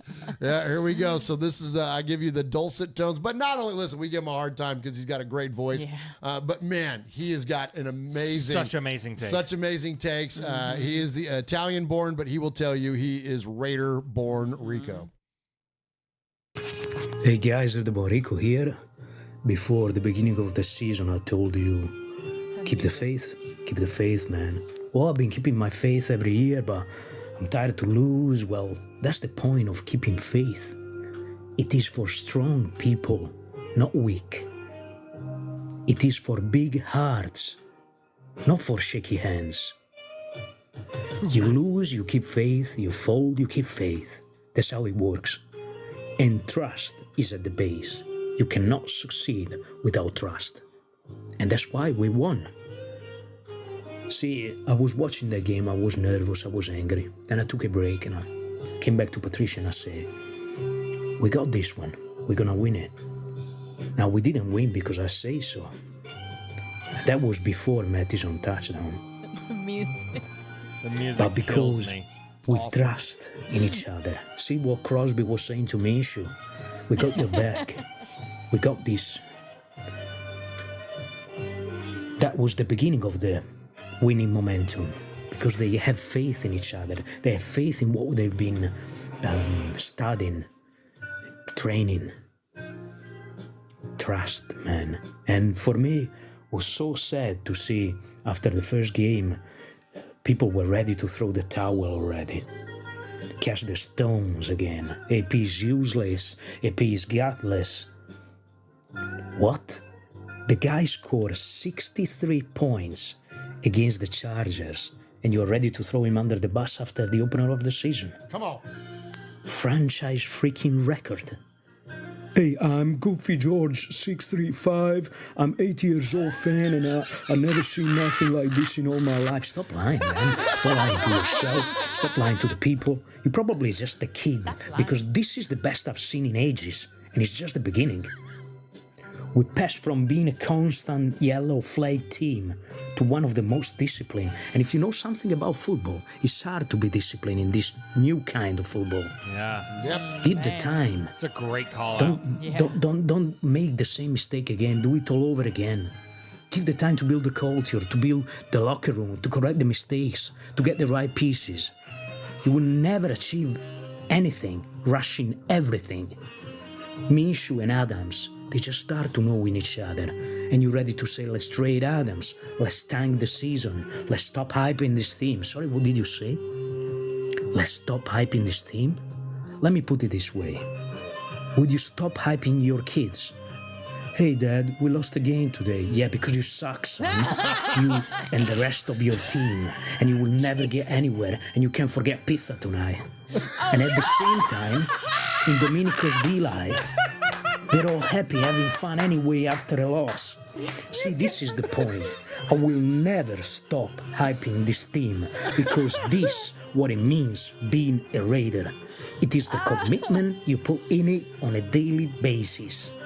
We can have another negative season and I will still be ready to hype this team. That's my job as a fan. And if you're not up for the job, take off that black cap, put the one that really fit your profile, the mayo and ketchup one, and go get your shiny box while I'm enjoying this win. I might not enjoy the next time we're gonna lose, but I'm sure enjoying this one. As I've enjoyed the weekend so far, sport-wise was great. The University of Las Vegas Rebels beat Kansas. The Padres swept off the Giants. Sorry, Uncle Mosh. Mojo, if you feel me. And the Raiders win on the holiest day of the week. With all that said, I love you all from the bottom of my heart. Cheers to all of you. Go Raiders, and I'm out.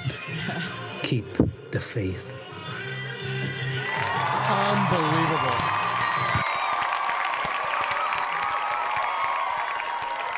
Rico's the GOAT, man. God, We're not worthy. No. We're not worthy. Not at all. This is not for shaky hands, Forget he says. pizza tonight. Yep. You can That was forget funny. pizza tonight. Oh my gosh. That's what I love so much about his That's takes. good, yeah. Because they're obviously incredibly well informed, and he's funny, but then he's got this amazing delivery, but then he's poignant when you say stuff like that, like not for shaky hands. Like, come on, brother. Yep. And we didn't even mention, the big story going around about us being the most disciplined team in the NFL right now. Oh, yes. What is it? 100%. 5 penalties all season long so far in the first two games. That's the best in the league. And it's been like that since AP took over. Yep. Since AP took over. And 31 penalties since AP's taken over. You ain't playing around. Unbelievable, man. Yeah. And and what was one of the hallmarks of this team forever? We get penalized. Like, I mean, it was like discipline. It didn't matter what coach was, like what player. We were just always going to be a highly penalized football team. Not anymore. Great call out, Rico, man. Rico, you're the damn best, man. Keep them coming for sure. All right, next up, let's go to our buddy up there I say up there. He's in Fresno. Let's check out what Jacob from Fresno has to say. Murf, Solano, and the lovely Michelle Swear. What's up, guys? Jacob from Fresno. Listen, I love Jacob, man. Just got He's done best. with the game. I mean, I had this interesting day today where I thought I was just going to miss the game, but, I mean, I got NFL Plus last minute, and I said, you know what? I'll just not look at the score. You guys have probably done something like that before. I'll just not look at the score. I'll catch the game replay as soon as the game's over and just try to avoid everything. And so I did. And it never works. Ever. I've tried probably 20 times in my life, and it never friggin' works. that, and I got to be honest, the whole time I'm thinking, I don't want to see the score because I know we lost. It's just not going to be a good game. And I saw something, like right before. The Ravens had the ball with 7 seconds left, and I didn't look at the score. I just caught it at the edge of my view, and I'm like, okay, well, it doesn't sound like they're trying to kneel it, so that looks good. And so I'm watching the replay, right? And apparently we won. What? What?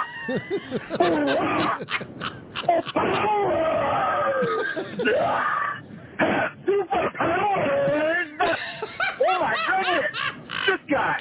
This is like the greatest tight end of all time, right? I mean, we have to conclude that after 2 games, the greatest ever lived. The great of all time, Barack.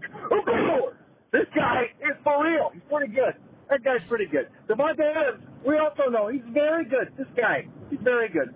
But how many of you were like me when you saw Gardner Minshew's stat line at the end of the game? You were amazed because you thought Gardner was something like 15 for 34, and then you go to the thing and you see 30 for 38.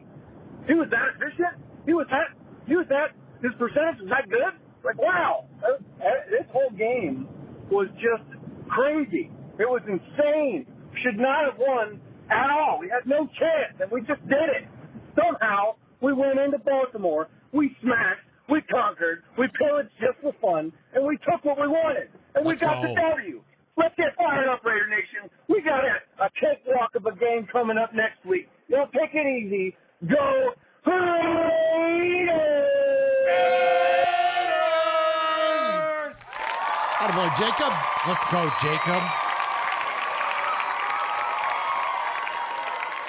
All right, next up, he brings the fire, man. He does. I love some Jacob, man. He's a good dude. Jacob's good, man. Jacob's he's good. really He's good. of the people that have recently started calling this show. Yeah, like man. he's on the short list, man. Like, he's amazing. And not to be also another one. It's funny because these guys typically call around the same time. Yeah. So you get Jacob from Fresno and then Jay in St. Louis. yeah. And so Jay in St. Louis is great. So all right, here's one of those calls. Earmuffs, kids. there's this. The F-bombs are going to be a-flying, so if you got sensitive ears, nice. Yeah, hit the mute button. I better plug my ears. Well, that's a very funny voicemail you got there, Susan. But no, what's up, guys? This is Jason St. Louis. Yo, Swaggo. Man, I feel fucking vindicated. Y'all out here sad sacking. Go play my call from last week. I said what? I was confident we could beat the Ravens this week. And what the fuck happened? I didn't get to watch the first half. Granted, I was at a work thing, like a work family thing, but I didn't miss much, apparently. Like it was like 12-9 or some shit. Or 6-9, even worse.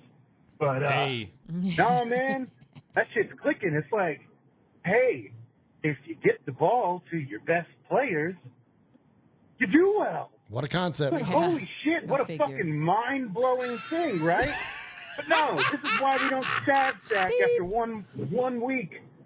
Because this team is back. That fucking, oh my God, that Jack Jones pass breakup. Yeah. Go back and look at it. We didn't talk about that. Struck a pose right in front of AP after he basically saved us. So, hell yeah, go fucking Raiders. Like, let's keep the foot on the gas. If the fucking Chargers can beat the Panthers 26-3, we should beat the fucking brakes off them even worse. Let's go. Don't use this as a trap game. My dad's going to be there too. It's his first game in Las Vegas. They're there right now. Nice. Very Love that. happy for him. But holy shit, man, I'm pumped. It's going to be a great week. Can't wait for the show. Jay in St. Louis out. All right, Jay in St. Louis. Wow. Awesome, man. That's cool that his old man gets to go to the game. How cool is that? How cool is that? And respect to our friend in the chat, Dick Harder. Dick Harder in the chat says Brock and the Raiders going balls deep for a Raiders win, Dick Harder style, with a $20 donation to the One Nation Foundation. Oh no! Jordan's kids were in the car. Jordan's kids were in the car? That's what he said. When he made that call? Oh, that was the same. That was him. I'm sure they've heard worse. Yeah. Oh, my gosh. All right. Appreciate you and appreciate DH in there with the $20 donation. All right. Next up, let's go to, okay. We got a guy. All right. We got a guy. We got a guy. I got a guy. All right. So this guy, I think this might only be maybe his second call to the show. And you know the rules are you got to call 3 times. Right. Sure. But this guy's always in the chat room. Okay. We've met him live because we know he came to Tennessee for when the Raiders played the Titans. And so he came to our get-together that we had with Music City Raider Nation. So we're going to go ahead and make him. Okay. We're going to go ahead and make him. So let's play the call, and then afterwards we're going to play the music and celebrate his participation here at Raiders Fan Radio. So let's celebrate our good buddy, John Ogle. Nice. Hey, Murf. John Ogle calling from behind enemy lines. I just walked out of the Raven Stadium. Hell of a hard-fought game. Nice. Offense looked like shit in the first half. Defense really kept us in the whole entire game. Defense saved us at the end.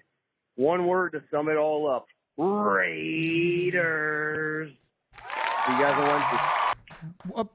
Nice. That boy, John Ogle. Appreciate you, John. You're the newest made man here at Raiders Fan Radio.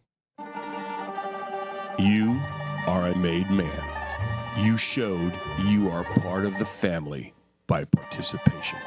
By chance, a man like yourself should make enemies, then they would become my enemies. Showing you are a friend of Raiders Fan Radio, you have leapt across the line. Friendship is everything. Friendship is more than talent. It is more than the government. It's almost equal to family. Be loyal. Made man, Raider fan.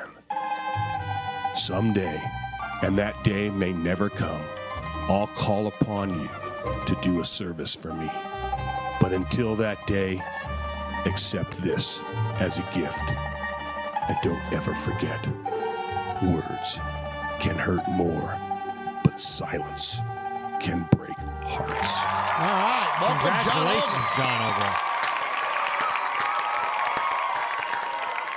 Welcome to the table, my Welcome friend. to the table. Absolutely. All right. Next up, let's head down to Alabama. That is the 703 and check in with our buddy Josh. What up, man? Hell of a win, man. Hell of a win. Hell Happy yeah. as hell. I ain't gonna lie. It looked good at first. First half, no offense, all defense. I'm still saying we're going to have a top 5 defense this year.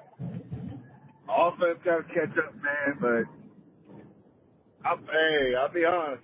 I was ready to throw Minshew to the wolves at first. At first half, I was like, get that sorry motherfucker out of here. They finally decided, like, hey, the run ain't working. Let's throw the ball. Well, that's a fucking great concept, isn't it? So, man, hey, I've said it. I'm going to keep saying it. Bowers going to be the best tight end in the league. Just go ahead, write down, take a picture of it, whatever you got to do. That man's going to be the best tight end in the league. That's who the offense needs to be around. Adams and Bowers. And honestly, I'd probably go with Bowers. Man, when he dragged that whole fucking Ravens team to the 1 yard line, I was sitting there going like, please get that shit. But I ain't gonna lie, I didn't see that trick play coming with Zamir and toss to Monty. That was pretty good. I did like that one. These trickery plays, man, they're trying to be too, I don't know.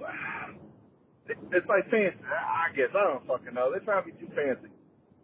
The end around, the screens, all this stuff. Like, I'll say this. When it looked like Minshew was just like, hey, man, hike the ball and throw it to the route, it seemed to go a lot better to me than what the fuck we were doing. Little end arounds and all that stuff, man, I just don't like that trickery play shit. Especially like, okay, try it once, cool. Didn't work, leave it alone. Don't try it 18 more fucking times. But, hey, defense play well. Ja'Cory Bennett, he's getting better. Max, unblockable. Fucking, I need Diablo to learn how to fucking tackle, though. True. Yeah. But that was a game we needed to win. Tell everyone, hey, everyone says we ain't shit. Oh, the Raiders fucking, like AP said, 10-point underdogs, disrespectful. So fuck them. Fuck everyone that doubts us. And man, Fuck the Panthers. Yeah, let's go. He knew this was the uncensored episode. He sure did. Got them all in. You got them all in. You know, something that he brought up, as I talked about this with Scott on the Silver and Black postgame, the plays that develop behind the line of scrimmage drive me bananas. Oh, my God. Bubble screens, toss plays, sweeps, any of that kind of stuff. And the one that really got me is when we had a 3rd and 1, and they ran a draw play to Zamir. I'm like, can we attack the line of scrimmage? Because we were attacking the line of scrimmage, having success, and then ran the draw play on 3rd and 1. I'm like, stop it with that. And I feel like that's one of the things that conversation with Antonio Pierce and Getsy had. He's like, either run downhill and throw past the line of scrimmage. That's called those plays. Yep. When all this behind the line of scrimmage shit used to drive me nuts, y'all. Remember when it would be like 3rd and 1 and they'd run a toss to Marshawn. And he had to run 8 yards to get a yard. I'd be like, what are we doing? That was the same kind of shit that was going on in this game. Yep. And listen, one of those things sprinkled in now and then, keep defenses on their toes and all that kind of stuff. Sure, of course. Fine. But those bubble screens and shit, that doesn't work in the NFL like it does in college and stuff. Right. They're not successful plays, man. Stay away from that stuff. Keep everything downhill. We got playmakers. Let's trust them. They were a great call there from Josh in the 703. All right, next up, let's hear from our buddy Leo. Raider Fan Radio. Murf, so happy. Michelle, Swag. Just won, baby. It's your boy Leo. Oh my God, I can't believe it. Right now it's Monday morning. I'm about to go do my one of my live shows, but man, what a victory! What a fucking victory! Sorry, I'm not supposed to cuss. What a victory! You can't. What can we say? We all kept the faith in Coach AP. It didn't look pretty in the beginning, but Minshew and the offense got going, got the ball to Devontae Adams, and wow, what can be said about Brock Bowers, man? He was out there killing it. The defense, as usual, lights out. Huge, huge play by Max Crosby at the end. Love to see those kind of plays. Yeah. And now we're coming back home. Time to get to the Death Star, and we're about to get into a little 3-game winning streak. Because up next, we got the Panthers, and then the Browns, who have not been looking good at all. So all I can say is, man, I'm excited. I'm ready. You got to keep the faith. Be patient with this offense. Understand that our strength is on the defense. And huge congrats to AP on his first win as the official full-time head coach of the Raiders. And I continue to believe in AP. And with that, I'll just leave y'all with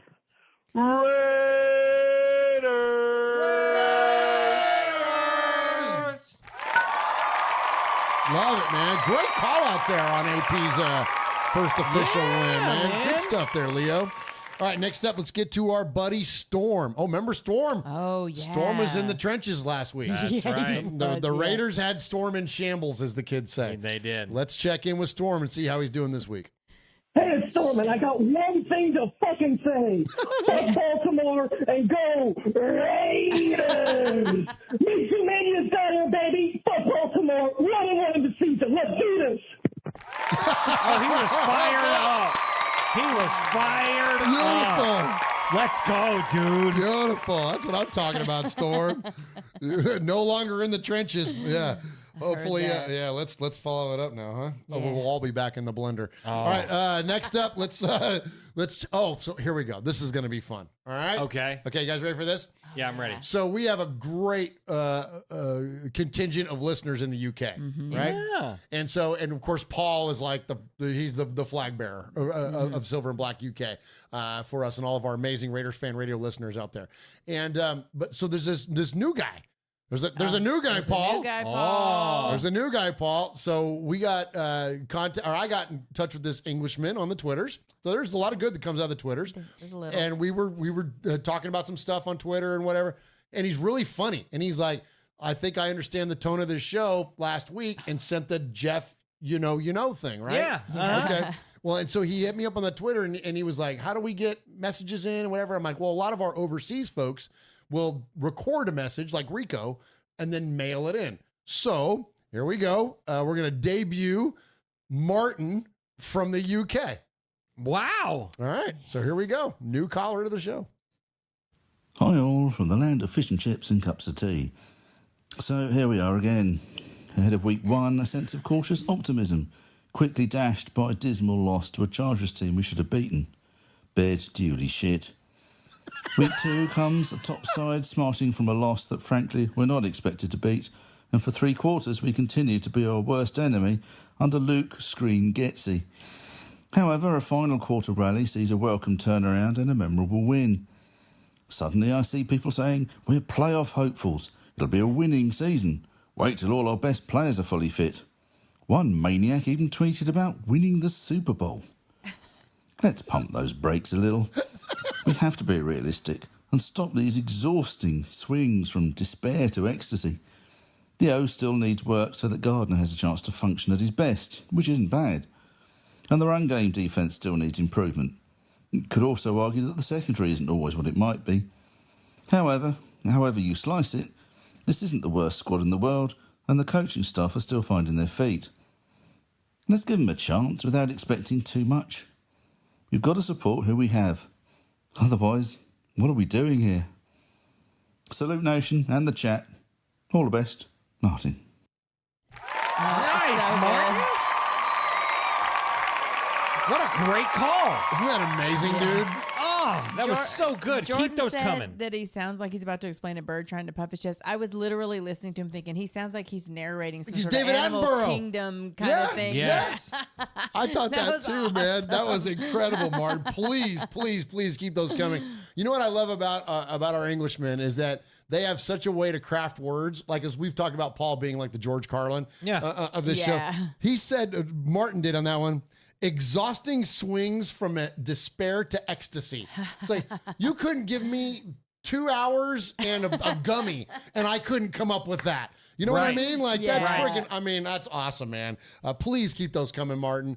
New friend of the show, and it's great having you all over there in the UK. As I've said on this show a million times, I have such great respect for our folks over there in the UK, because a lot of Raider fans that are over there like Paul, you guys didn't have access. It's not like now where there's games over there and you got the internet and all that. You had Paul listening to Armed Forces radio and going to the library reading like week-old papers to catch up on Raider stuff. Like, right. I mean, so the dedication of the overseas Raider fans, not just the UK but abroad, has just always been super impressive to me. And so thank you, Martin, and please keep them coming from your new fans here at Raiders Fan Radio. Absolutely. Right. Hey, so can we lobby for Paul to do that? For Paul to do what? I want to hear his voice. The mail one in? He needs to mail one in. Sure. I know Paul. Even if it's just him going, Raiders, like, that would be cool. You know what I mean? Something. Yeah. We need to get some sort of voice message from our buddy Paul. Oh, that would be awesome. That would be awesome. We would love to hear you. Make it happen, Paul. And we'd love to meet you, Paul. We'd love to meet. Of course, that's one of my favorite things. I'll say this: we only got one more to get to tonight. One of our favorite things is to get to meet the folks that listen to this show and interact with this show. This show is best when it's interactive and conversational, and the chat room does that so amazingly each and every show. But the emails and the phone calls and social media and all that stuff, it's our favorite. And so when we're out there at the Blitnikoff Foundation, or we're at a tailgate or at a game, and we get to meet people that are frequent interactors with this show, or even infrequent, how about this? You want to do some respect real quick? Yeah. How about when we were out there a couple weeks ago for the Raider Dad event, and shout out Oscar. Oscar came over. Man. He had one of our old shirts. OG. The very first shirt we ever made. And we actually made it. Wasn't TeePublic or anything. We made that shirt. It was the old Get Made shirt. And he was like, I was listening to you and your cousin Sonny back from almost the very beginning. Would you sign this shirt for? I'm like, are you? And we're taking pictures with him and his kid, and met his wife. And like, I mean, it's like you hear those kind of, and you get to experience those kind of things. And it's like, damn, man, Raider Nation really is family. Yeah. You know what I mean? So anyway, so always a great chat. So Paul, we would love to meet you one day. Paul said he'll do it. If we beat the Chiefs, he'll call in. Oh, I love it. I love it. The Mikey bet. Love it. Yeah, love it. Awesome, Paul. Please do. All right, next up, last one of the night before we get to the Sizzler Award, which is the best emailer or phone caller of the night. And you got so many. You might have to drop a double out there. I will. Okay, all right. I'm not trying to tell you how to do your job. But. Yeah, I got it. Okay, all right. I got it. Just click the button. and hear from Steve in San Diego? Yeah, please. Hey, guys, this is Steve from San Diego. Actually, I'm originally from L.A., by the way. Anyways, is this Raider fan radio or Raider fun radio? Woo-hoo! You guys in there? Fun radio? Hey, maybe you could use that. Anyway, this was such a great win. Yes, of course, man. I didn't expect it. In fact, I expected a loss. But I chalked it up as a loss, before the game. But listen, this was great. This is a great example of what Antonio Pierce has been doing from last year, the intangibles turning into the tangibles. And one of the things I noticed last year, I was going to say actually last week, that last year against Minnesota when they were anemic, and I think it was only 4 days later they had to come back against the Chargers. I'm going, what are they going to do? Well, I saw them, and they did something great, and I go, this is what they should be doing. It was shotgun with a running back to the right or left and maybe quick play action, but opening up the offense, and they were able to go downfield, and they opened up the whole game, and they were able to just to go down. And that was AOC. And this year, you saw them do it again. Once they started doing that from the shotgun, play action sometimes run, keep the defense on the heels, and that's what worked. Our main game is not run because we don't have the offensive line for that. Aren't even the primary running back. And even if we do, you need the offensive line. We don't have the big old blistering offensive line to do that. So we need so our main guys are Devontae, Jacoby, Mayer, and Bowers. That's what we should be running through. That's how we should do it. It should be through the opened up offensive game from shotgun and play action. Watch for that next time. See if they do that, and see if we start winning. We should win the next few games at least. Based on beating Ravens, that should boost our confidence, and we should do awesome. I think this team will do great, and going forward, let's see what happens. But man, that was a huge confidence builder. That should just crush it for the rest of the season. I don't know. And we're the last team to beat the Chiefs, and now we've beaten the Ravens. There's nobody we can't beat. And there was a tough quarterback, especially Lamar as a fast quarterback, and to be able to contain him. But anyway, great talking to you guys. I hope to talk to you next time. And go Raiders! Hey, Steve in San Diego. There you go, Steve. Man, that dude just oozes enthusiasm. Yeah. I love that, I love man. it. I love it, man. I love the quick pace of the call. The Yeah, man. excellent content there, man. Keep it coming, Steve in San Diego. Keep that energy up, brother. We love it. Heck yeah, man. So much respect to everyone that emailed and everyone that called. We started the night with some great emails from Lonnie Thumbs, James Williams, Slatus, Vegas Raider Pete, the Mangus Boys, and Paul. And then on the voicemail side, we heard from our good friend Susan. We heard from Wyoming Raider. We heard from the caller in the 406. We heard from Daniel from Billings, Ernesto, Raider-born Rico, Jacob from Fresno, Jay from St. Louis, John Ogle, Josh in the 703, Leo, Storm, Martin, and Steve in San Diego. Tonight, there were so many calls and so many emails. I can't give just one Sizzler award tonight, but I'm going to give two Sizzlers to a couple that were just absolutely incredible calls, and none of them are from the United States. Oh, I love it. I was just going to say, I just made a note here on the notes before we close the show. Yeah. If you haven't learned anything tonight, you've learned that Raider Nation is global. Man. Raider Nation is global. It is freaking global. Absolutely, it's global. And so tonight's Sizzler Awards go to Raider-born Rico and Martin. Congratulations, boys. Respect. Sizzler. Sizzler. Sizzler. Sizzler. We are Metallica, and we are here for your Oakland Raiders! You know why we out here, and we ain't playing around today. From The Walking Dead to errant Jedi Knights, Raiders fans are a rogues gallery. Did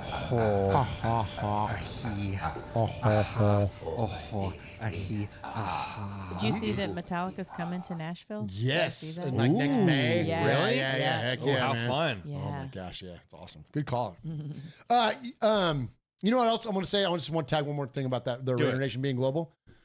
We were global before it was cool. The NFL is trying to make this a global sport now. And I get it because they're trying to expand markets and make money. I get it. But before all that energy and that effort and all that stuff, you didn't see freaking, Broncos fans all over the country. You didn't see Chiefs fans all over the country, the world. You didn't see Chiefs fans all over the world. You saw Raider fans. Yeah. And you know what I mean? Like, that's a testament to how special this freaking football team and this fan base is, man. I think it's freaking awesome. Also, too, before we get out of here, I've got a couple of notes for you. Coming out of this game, why was it so significant? Well, 49. There's a number for you, okay? Like you like to give a number at the beginning of the show? Yeah. I'm going to give you a number. Okay, give it. 49. Yeah. Okay. That's how many straight losses the Raiders have had by trailing by 10 or more points in the fourth quarter entering Sunday. Oh. This was our first win since 2016. That's amazing. Jeez. All right. And yeah. I'll give you, actually, I got two more for you real quick. Okay. Then offensively, yeah, Gardner Minshew is the first Raiders quarterback to win despite being sacked 5 times in a game since Andrew Walter in week 8 of 2006. No kidding. Versus the Steelers. Dang. That was always our big detriment. And then the last thing is that when you look at the team rankings, it's unreal when you look at between the Raiders and the Panthers. They are basically, the Panthers are at the bottom of the league on everything. We haven't even cracked the top. The voice tonight. We haven't cracked the bed yet. No. There you go. There you go. Thank you. Thanks for bailing me out on that one. Outside of passing offense, which we are 7th, pass defense, we are 15, and third down percentage defended, we are 8. Everything else, we are in the bottom 10 of the league. We are 20 or less, or 22 or less. Like, we're not, our rankings are not that great. Oh. Yeah. But we got a big W. Yeah. You know what I'm saying? Yeah. Like, that's what's important. You know what I mean? F the stats. F them stats, bro. F them stats. They don't mean shit. They don't mean shit. All right, Raider Nation, appreciate you very, very much for being here tonight. We love you, Raider Nation, so much. Thank you for your support of Raiders Fan Radio. Hit the button, hit the like, hit the subscribe. Anything you can do to support this show helps our foundation, the One Nation Foundation, that's going to present a check for $10,000 to the Blitnikoffs and they're at their annual Crab Fest that will be next week. And so we will see you Tuesday for a rundown. We'll see you Wednesday for a live selfie in Vegas. And then we'll see you live on Friday at the Blitnikoff Crab Fest. We love you, Raider Nation. Thank you so much again for supporting this channel, supporting our foundation. We love you. Have a good night. See you next week. Man, listen, let's go. Let's beat the Panthers. First home game. Wear your black. Let's get this dub. I can't wait to watch the game. I'm finally gonna be able to watch it because my art show's Saturday, so I get. Nice. Good. Yeah, man, let's go. Yep, much respect. And much respect to everyone in the chat. Wyoming Raider, Kenny Clark, SoCal Sal, B. Al Paul, Gabe Alcantor, Jordan Ford, Raider 27, John Ogle, Raider Dank Vader, Raider Nick, let's see, Hooligan Nation, SoCal Sal, let's see, Raider Dank Vader, I think I already said, Vegas Raider Pete. Much respect to everyone. Can't thank you guys enough for being here. We love each and every one of you guys. So yeah, let's get this dub, man. Let's do it. 2-1, baby. 2-1. Let's make it happen, dude. Let's make it happen. On behalf of Murf, on behalf of Michelle, my name is Swag Jeff, and you've been listening to another episode of Raiders Fan Radio, where we take a lighter side journey into the dark side. And don't forget, boys and girls, what happens in Vegas is started in Oakland. We love you guys. Much respect. Get on YouTube! Goodbye. Oh, man, I don't have the thing right. You pause. Hey. Okay, there it is.